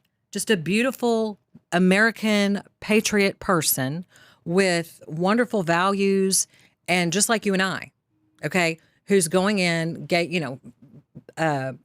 Ivy League, really just everybody's wanting the same thing, which is better for America. Right. The people that I have met that are Trump supporters have been stellar individuals. People who you want to have on your team, you would want to vote for. So he's picking in that sense, from a local perspective that I can see, the right people, although, of course, he's made a million mistakes and people. But, I mean, who's perfect? Yeah. Nobody. And people are very unpredictable. Mm-hmm. Who should he pick as his running mate? Ooh. Because a lot of people are saying Abbott. And I just don't think that really gives Trump much advantage because he's got Texas. Like, I'm not a fan of Abbott. Well, I'm not really either. And I voted say for that. Huffines last time around. Yeah. Anybody. Abbott's real except late Beto. to the game. Well, Beto. You already, we're gonna take your guns, man. That's Beto, man. I just didn't like how Beto for a better Texas. No, I Beto. call him Beta. Beta. Yeah. Yeah, Beta O'Rourke. Yeah, I wonder how that guy would look on a rugby field. Yeah, not good. Not good. Beta O'Rourke. Yeah. No, I mean, I don't know who. I don't even know. Like who do you think Trump's strategic? He looped in Pence to get into a battleground state. Okay. Pence was pretty unimpressive. Absolutely. I don't know if his I don't know. I mean, I haven't really heard any names that I am just like, maybe, I mean, I think Vivek's his best option, but maybe he's too charismatic and would be too much in competition for Trump. Yeah, I don't really know about. Because Pence didn't say anything. I think Vivek, isn't Vivek Soros Is he? funded? I don't know. I mean, who knows? He's a live wire. I think he's got some really good ideas. Yeah. And a lot of charisma. But what if he is Soros funded? Do we look that's at a those problem. things? I mean, Yeah. Sorry. It's hard to tell, right? That's the problem. Mm-hmm. Is we don't know who's who. A lot of Trojan horses. A lot of Trojan horses. And so we've got to start putting some better people in there, start recruiting in the law schools, the colleges, start promoting people, making them feel like, okay, this is something that's worth doing. I met with, also went to a house party with Carrie Lake. Yeah. Arizona. I mean, Carrie's you great. get in her presence and you become a better person. Yeah. There's some people that just have a presence about them, and she's so strong and she's so amazing. She's an amazing woman, and I talked to her, and she's real, and loves America. And did you hear where she was bribed? And I did, yeah. I mean, What about someone a little closer to center who would possibly help him cross the aisle a little more, and a woman like Tulsi? I like Tulsi Gabbard. I like her. I mean, she's pretty outspoken. She got railroaded by the DNC 100%. Right. They put Hillary in there. They jettisoned Tulsi out first, and then they jettisoned the old man Ronna out. Bernie was no more. Yeah. Last time around, it was just, we're going Biden all the way. Nobody else has a shot. Right. I mean, if you were a true Democrat, like an old school Democrat, wouldn't you be frustrated with your party? Well, they've created such, what do you call it? Mass hypnosis. Yeah. So people are so hypnotized with the hatred and the polarization and the color wars and the cultural disintegration of our nation through. Well, they're woke, Jenna. See, they're awake. They can They're see woke. it all. They're woke. They're woke, and they have a whole identity. It's almost like the polar opposite of the Trump identity. See, I want everybody to have their own views of whatever, and I don't have a problem with your views. What I have a problem with is when you try to shoehorn your views down my throat. Right. That's where this isn't going to work. Right. Okay, so I think the trans thing is way overblown. The children. I have a problem with the children. I totally agree, but I think that's probably happened in a school here or there. Then it gets on social media, and then it's like, this is happening at every elementary school in the country. I would think that it is a trend. You think it's happening a lot more than we see, or do you think it's happening a lot? I think it's happening a lot less than what we see, really. I think it is a humongous threat, gender identity of children. Yes, it's like having one of those Stanley Cups. If you don't have a child that is a trans, that's a weird deal. Then you're not hip and cool. I think Megan Fox's kids are all transitioning. Again, man, you become an adult and you make that decision. Right. Go for it. You're 14. Hell no. That's my problem. We're not chopping anything off or sewing anything on. Right. You get out from under my roof. Do what you want. You're under my roof. You're my kid. I'm responsible for your well-being, and you're not making a gender decision when you're until you are a full-grown adult. Well, if you think about Hold why on. is that happening? You can cut yourself up, Uh-huh. but you can't vote, drink, or serve in the military. Exactly. So it's a little confusing to me, just as regular everyday dude who swings a hammer for a living, right? Well, it's common sense. You have the disintegration of society. It is the disintegration of our country, allowing people to just come in, because the way you take over a country is you take over their values, you take over their root beliefs, and you take their gender. grassroots it. You take away their gender, then you don't have any military to fight. They're easy to submit. You tell them, you put hormones in the water to feminize the males so that you don't Where's have. that happening? Just around? The frogs are turning gay in Texas. What? There's an article. Look it up. Frogs are turning gay in So he'll Google. Go. So No, it's frogs are turning gay in Texas? they are turning trans, not gay. Turning They're- trans. Really? And I don't have any So do problem they with call trans. that I'm not trying asexual to. in an animal? But if the water Jess. is turning a frog sexually from a man to a woman or half or whatever What? in the water, Weird. that is a problem. Is that why we should all drink filtered water? Well, yeah, but who knows what they're putting in the filtered? We all have to go back to the springs and become mountain men, and If you had kids, do you have kids? No, I don't. If you had kids, would you let them go to a state-run school? no way. Yeah, I wouldn't. I would sacrifice whatever I had to sacrifice. I agree. To I would take care homeschool them if I had to. I'd go that university-style homeschool thing that's really taken hold, especially locally, where they'll have a few campuses. Mm-hmm. You can homeschool some days, and then you go into school for a couple, and you can play sports and do drama and music and stuff like that. But under no uncertain terms would I co-parent my child with the state, No. even the state of Texas. No. The state of Texas is run by politicians. It's a great state. Mm-hmm. It's still run by humans. Right. By politicians. Right. Who all have their motives. Like, let's get it out of our head that anybody, no matter what they do for a living. I say it all the time. Right. The pulpit, the professor, the pastor, the doctor, the whoever. Okay. They don't have pure, clean, altruistic motives 100% of the time. Right. No one does. Well, no one does. Gandhi didn't. I guess you Mother can't. Teresa Technically, didn't. you can't.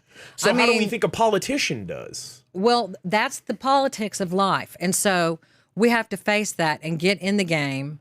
We have to roll up our sleeves. What would you do if you're a single mom in the inner city, you had no car, and you had a kid? How would you educate your kid? What would you do? If I were a single mom in the inner city, then I would go to school and get a degree and Get a better job, get a better job. buy a car, Yeah, I mean, I would do whatever it Get into took sales. to get out of that. right? I would do whatever.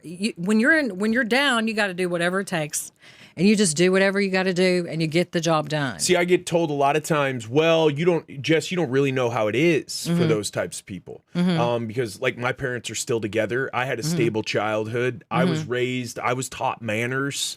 I was given I was given a good education. I was given good life experience. I was shown right from wrong from an early age, right? If Good all for of you. that did, sure.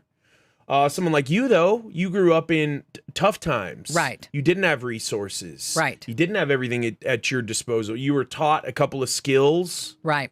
and then at a certain point in your life, when you're an adult or a kid, you have to go, it's about my survival now, and I got to do whatever I got to do Right. to get where I got to be to survive. Right. So, it's too hard.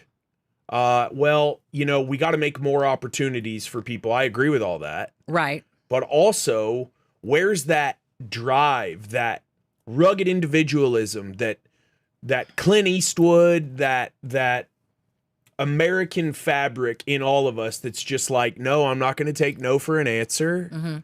I'm not going to take this lying down. I'm going to stand up for myself and my family, and I'm going to do what I feel is right. Where is that? Because in the masses, it seems like there's just so much apathy. Everyone's just like, I don't even know what to do anymore. Right. And that's a sad thing. And then they're watching the news and doing all of that.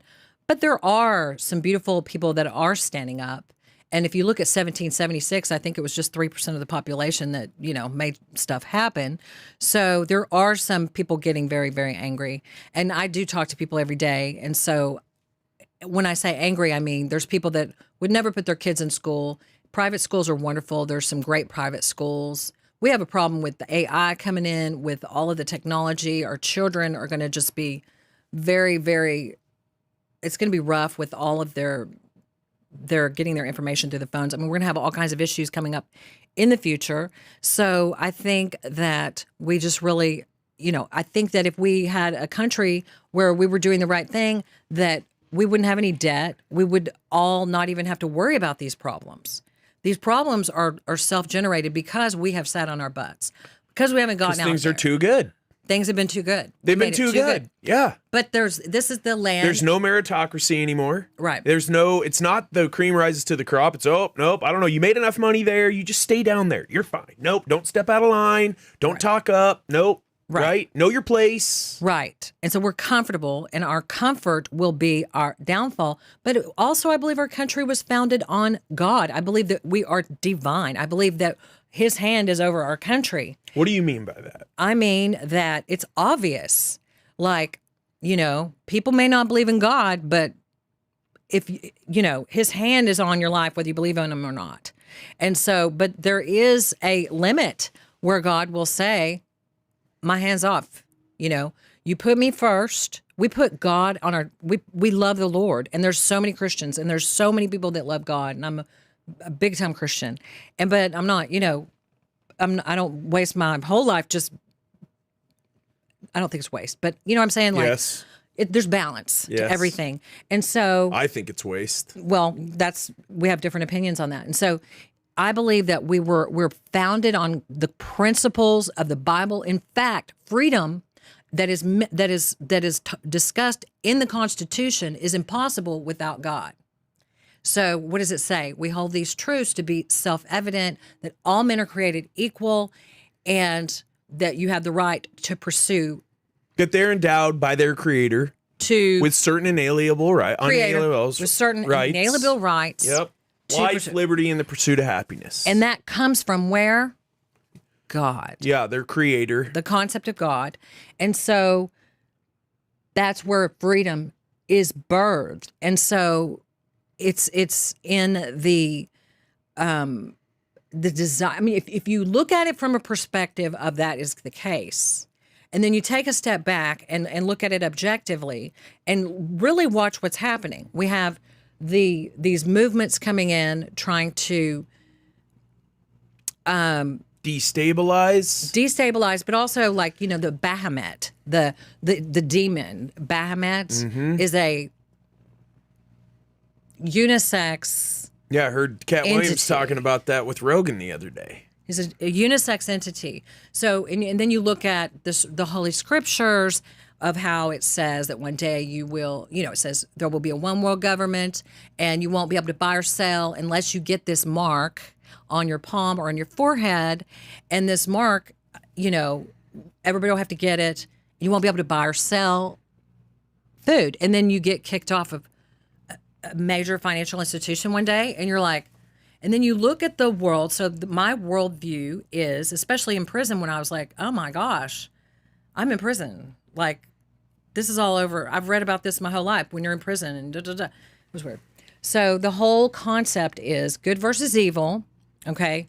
Good, God gave the earth to kick Satan out of heaven for being a narcissist, and kicked him out of heaven, gave him the earth.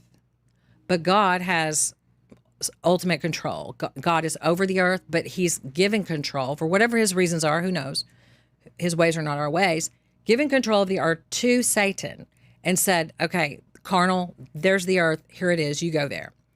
And then the people have authority and power and dominion over the earth when they partner with God. So it's this exercise in becoming the image of God and the power of God moving through you, through the the cross and all that stuff moving through you to effectuate change and action on the planet.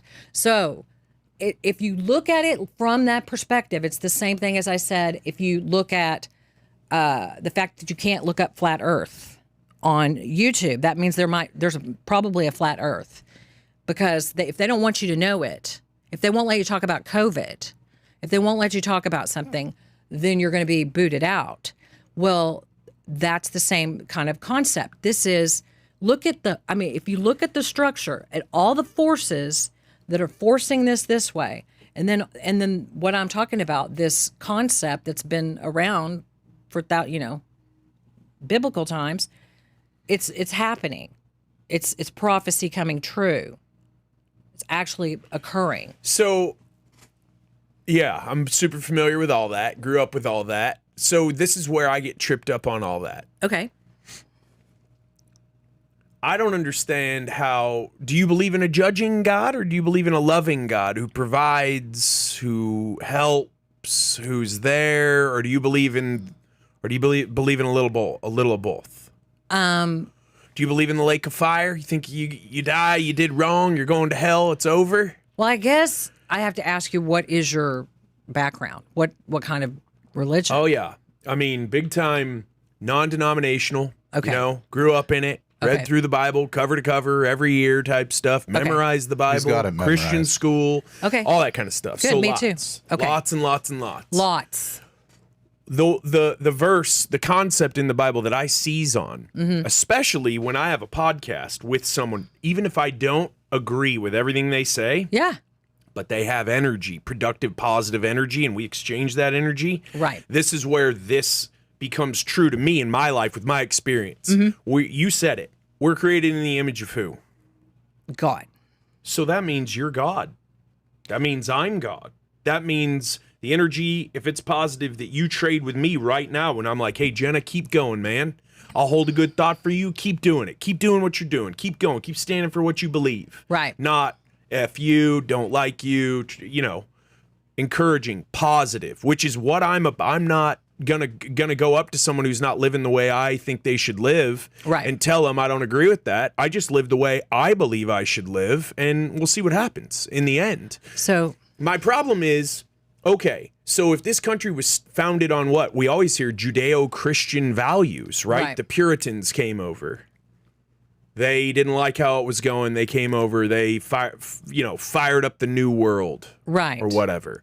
Well, if it's true that principalities and powers are what determine the trajectory of our lives, Right. where's that loving, caring God? Where's that? No, this is the wrong way.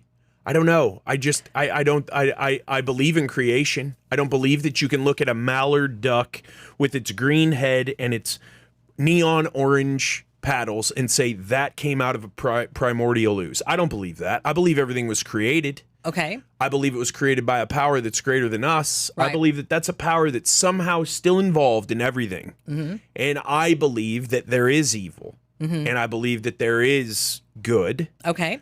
That's But good. I also believe that everybody's got the capacity Okay. to put off some sort of productive, positive energy. Everybody. True. Absolutely. Everybody.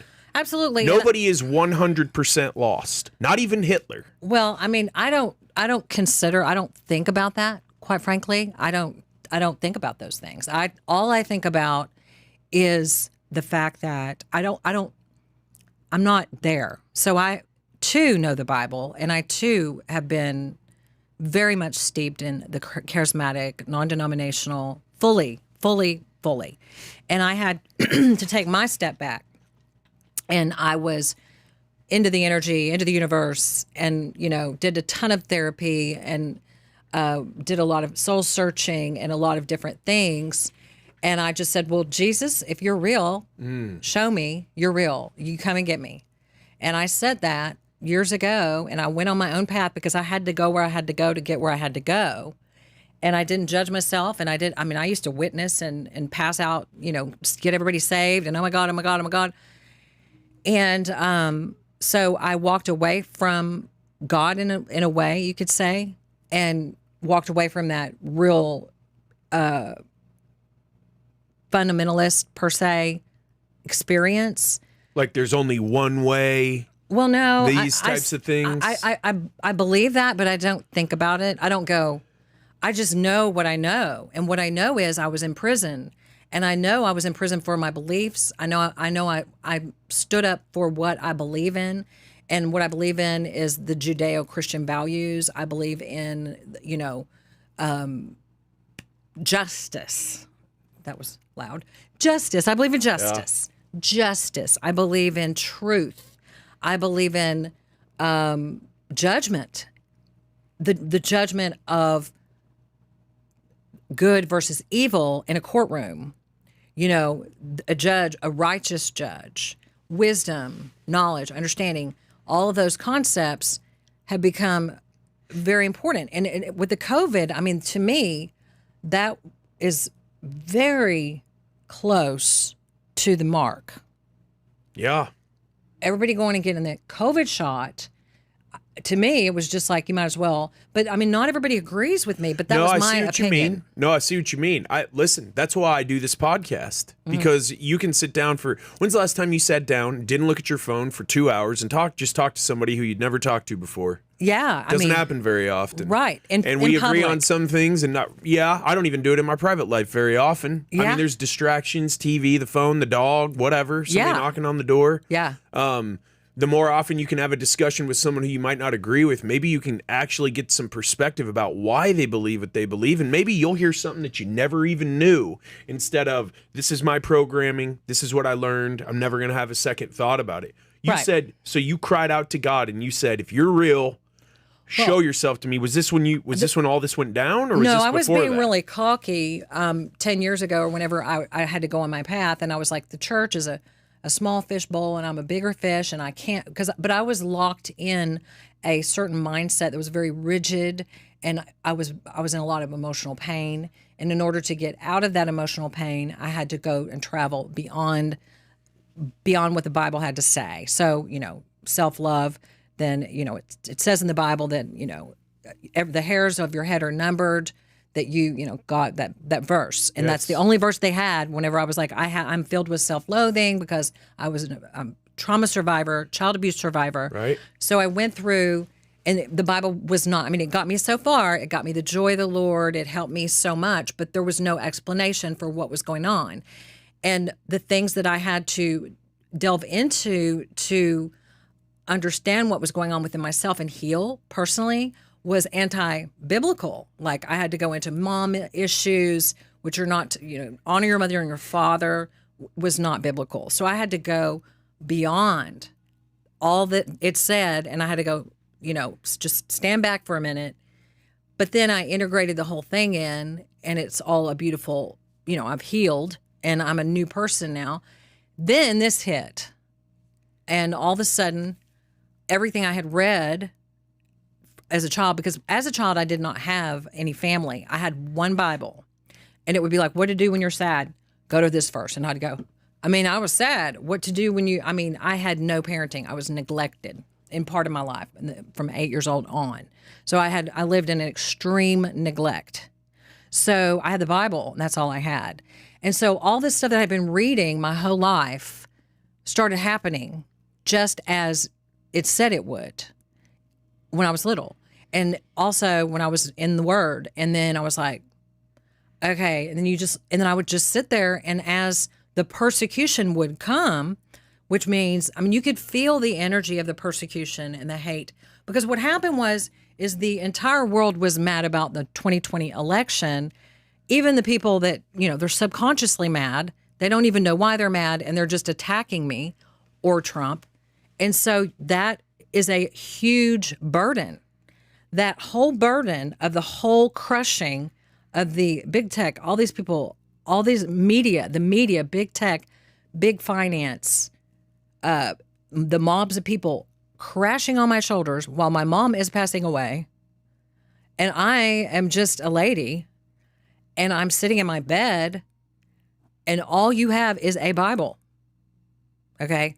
And I'm sitting here with all this hatred, and I was like, God. And I would just cover my head in fetal position. And then I would look up for a minute and read the word. I would open it up, and it'd be like, basically the gist of what message I received at this time was nothing evil formed against you shall prosper. You're more than a conqueror.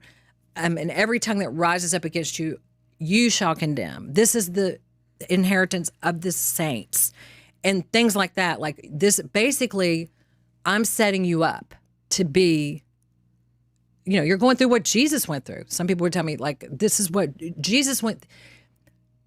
Rejoice, again, I say rejoice because you are my followers. If anybody, what's the part where, if anybody persecutes you, if anybody doesn't like you because you are my followers, be glad and rejoice in it, for your reward is in heaven. And I believe that heaven on earth. Rejoice in your suffering.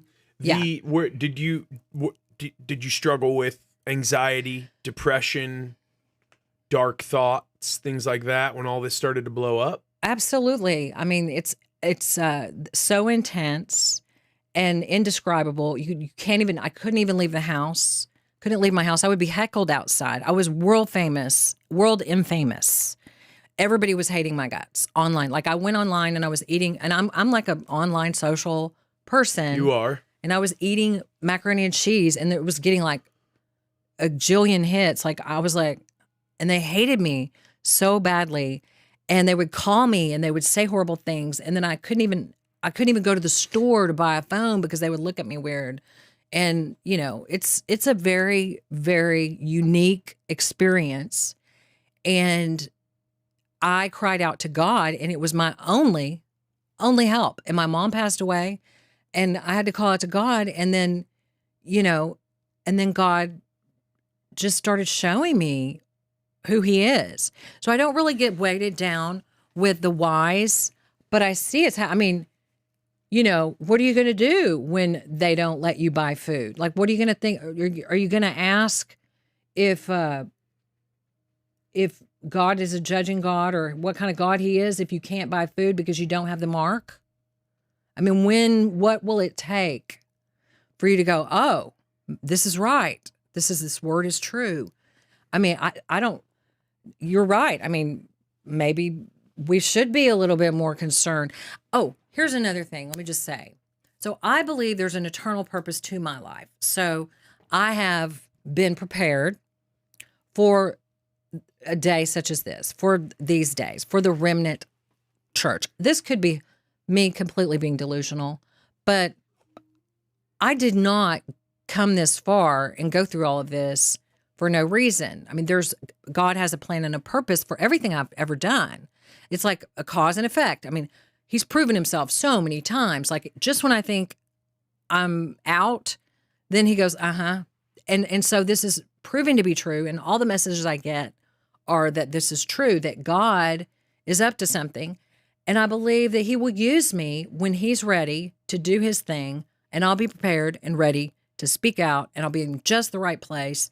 And he'll open up just the right doors at just the right time.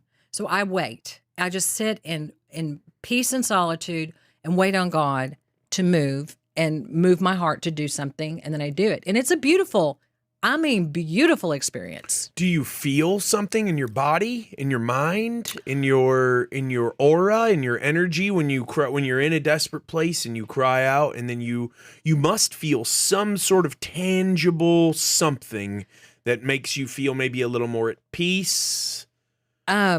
It's just a knowing. It's like, because God proves himself. So when, I'm a tither. So whenever you give, I give 10% of everything. So things fall off the bone. Like I don't have to worry. I don't have to stress, because God wants me to be able to provide. I mean, he is just amazing.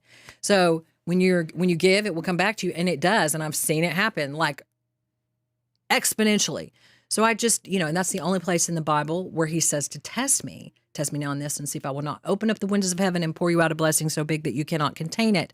And it's not so much that you're, get rich quick or grab it and blab it, but that you are seeing God work and partnering with God, and he just does amazing things. So do I feel it in my life? Yes, I feel God every single day. And but am I where I need to be? No, I need to be at a more of a leadership position, doing something more.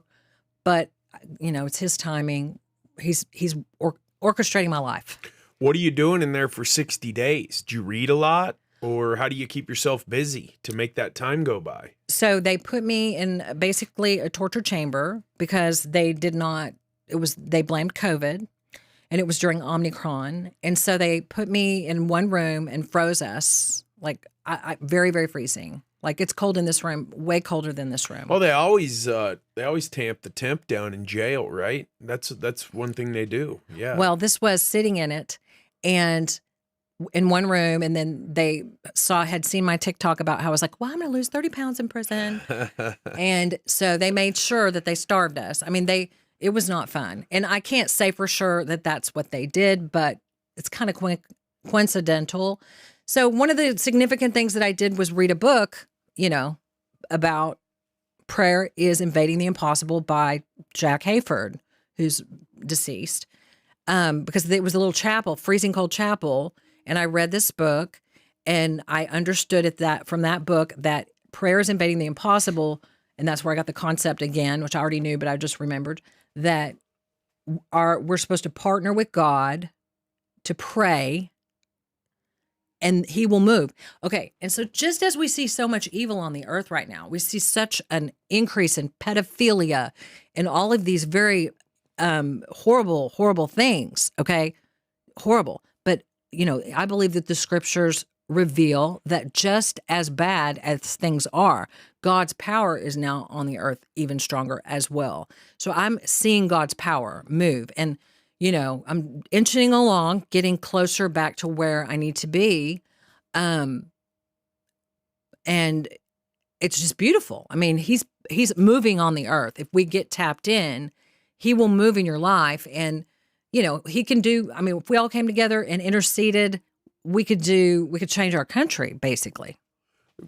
When you got out of jail or prison, and then you're trying to put your life back together, how long has it taken you a couple of years just to get your legs back up under yourself, to feel like the same old you? Did it take a lot of wind out of your sails? It took a lot of wind out Because, of my you're sails. super confident, right? Thanks. But you've been vulnerable today, and there's, Thanks. there was probably a lot in there where you were just like, hey, I just got to make it to bedtime today. Yeah. Did you have days like that? Yeah, I drank a lot. Yeah. I smoked cigarettes.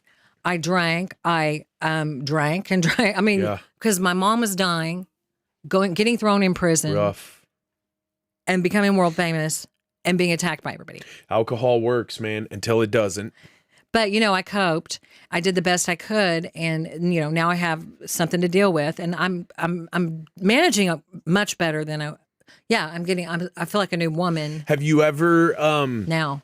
Have you ever looked into or worked with psychedelics of any kind? Mushrooms, ketamine, ayahuasca, DMT, things like that? Of course, I've taken mushrooms before.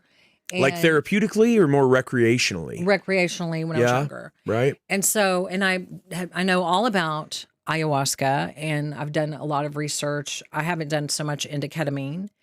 And I think that there's value in those products, those resources. If you want to see that far, but I personally live in a state like I had someone ask me once if I wanted to take a Molly. Okay. Right. And I was like, I'm already feeling a MDMA? Molly. Yeah. I feel Molly every day. So I'm a Molly person. My life feels Molly. I don't need any extra good. I feel amazing. Now, need to bottle up some Jenna Ryan and sell that. for real, I've worked hard to get here. This is self work. I've done the work. I have the secret. I have the path. I need to write a book. God helps those who help themselves. Yeah, I did. I helped myself get out of pain and out of a lot of mental illness and mental health issues. But yeah, there's joy inside on the other side of that pain. When you say that about mental health, so depression, did you ever get suicidal? Did you think that? Yeah. Yeah, were you alone a lot during this time, where you're waiting to see what's going to happen and waiting for your court date, and they're finding your Facebook posts and your text messages, and they're mounting their case against you, and you're just like, whoa. Well, so the worst things that could happen to someone's life had already happened to me when this happened. So I've already endured child abuse.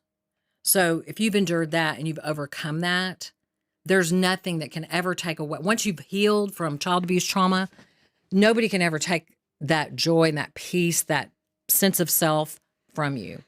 So when this happened, it wasn't. Now, some people, if this had happened to them at a more vulnerable time, then it would have made me kill myself, right? But because I have done so much work and I know what it feels like to hurt, and I've been through so much pain, I was able to ameliorate the situation. Great word. Yeah. Yeah, it's almost like at a certain point in life when you've been through a lot, you just keep going through stuff. Because the worst thing that's ever happened to you Already happened. is the worst thing that's ever happened to you. And you're still alive. Right. And you're like, okay, maybe I'm going to be all right. Maybe it's going to work itself out. Mentally, I would tell myself every time this happens, that means I'm going to get repaid 7 times 7, because there's many scriptures that tell you that rejoice when you encounter various trials, knowing that the testing of your faith produces endurance, and let endurance have its perfect worth, that you would be complete and lacking in nothing. So I knew that this was a work of God in my life because I know He's in control. So, and I knew that on the other side of this is going to be a victory that's just as big as this low. So I was like, just rack it up. Come on, bring it on. Bring that bag, because I'm going to turn this around. If you had to do it all over again, would you go again? Would you fly out again? Yeah. Really? I really would. What if the same thing happens in 4.5 months?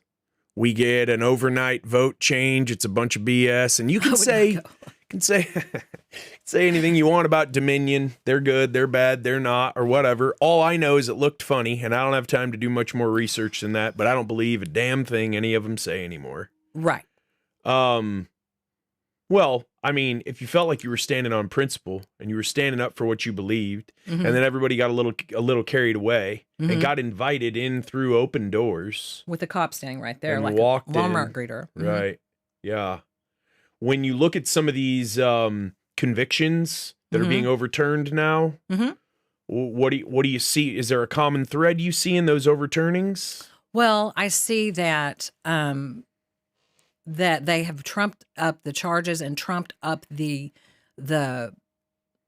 sentences so badly that it's just not going to stand. The whole thing's not going to stand. Somewhere it's going to break, I feel, in my spirit. That's not anything I have any tangible information on, because it looks dire and it looks horrific when my friends just got, convicted of 9 counts by a jury of their peers, and they're now both facing 50 years. They've been together since high school. They are as American as red, white, and blue. Would give you the shirt off their backs. Amazing people. Run the suicide hotline for J6ers. Facing 50 years of prison, which is so much more painful than actually probably going. I mean, knowing that you're home and you're going to be sentenced, the process is a punishment. And it's just this heinous feeling of injustice, overkill. It's one thing to punish, it's one thing to have a different agreement with people and punish people, but it's another thing to, to play the games that they're playing and allow certain people to go free just to piss them off, just to make people mad. And then it seems like it's a big game. It seems like it's a game. It's a game. It does. It's a drama triangle. No doubt about it. So you're rocking and rolling in real estate. Yes. When people want to reach out to you because they want to sell or they want to buy and they know you're the one who can get it done either way for them or both, right? How should they reach out to you? How should they connect with you? They should go to my website, firstplacerealestate.net, or they can call 877 Jenna Ryan, and I will answer the phone and call them, talk to them. Awesome. Jenna, thank you for your time. I appreciate it. Yeah, we'll have to do it again. Okay. Thanks. Awesome. Awesome. You're awesome.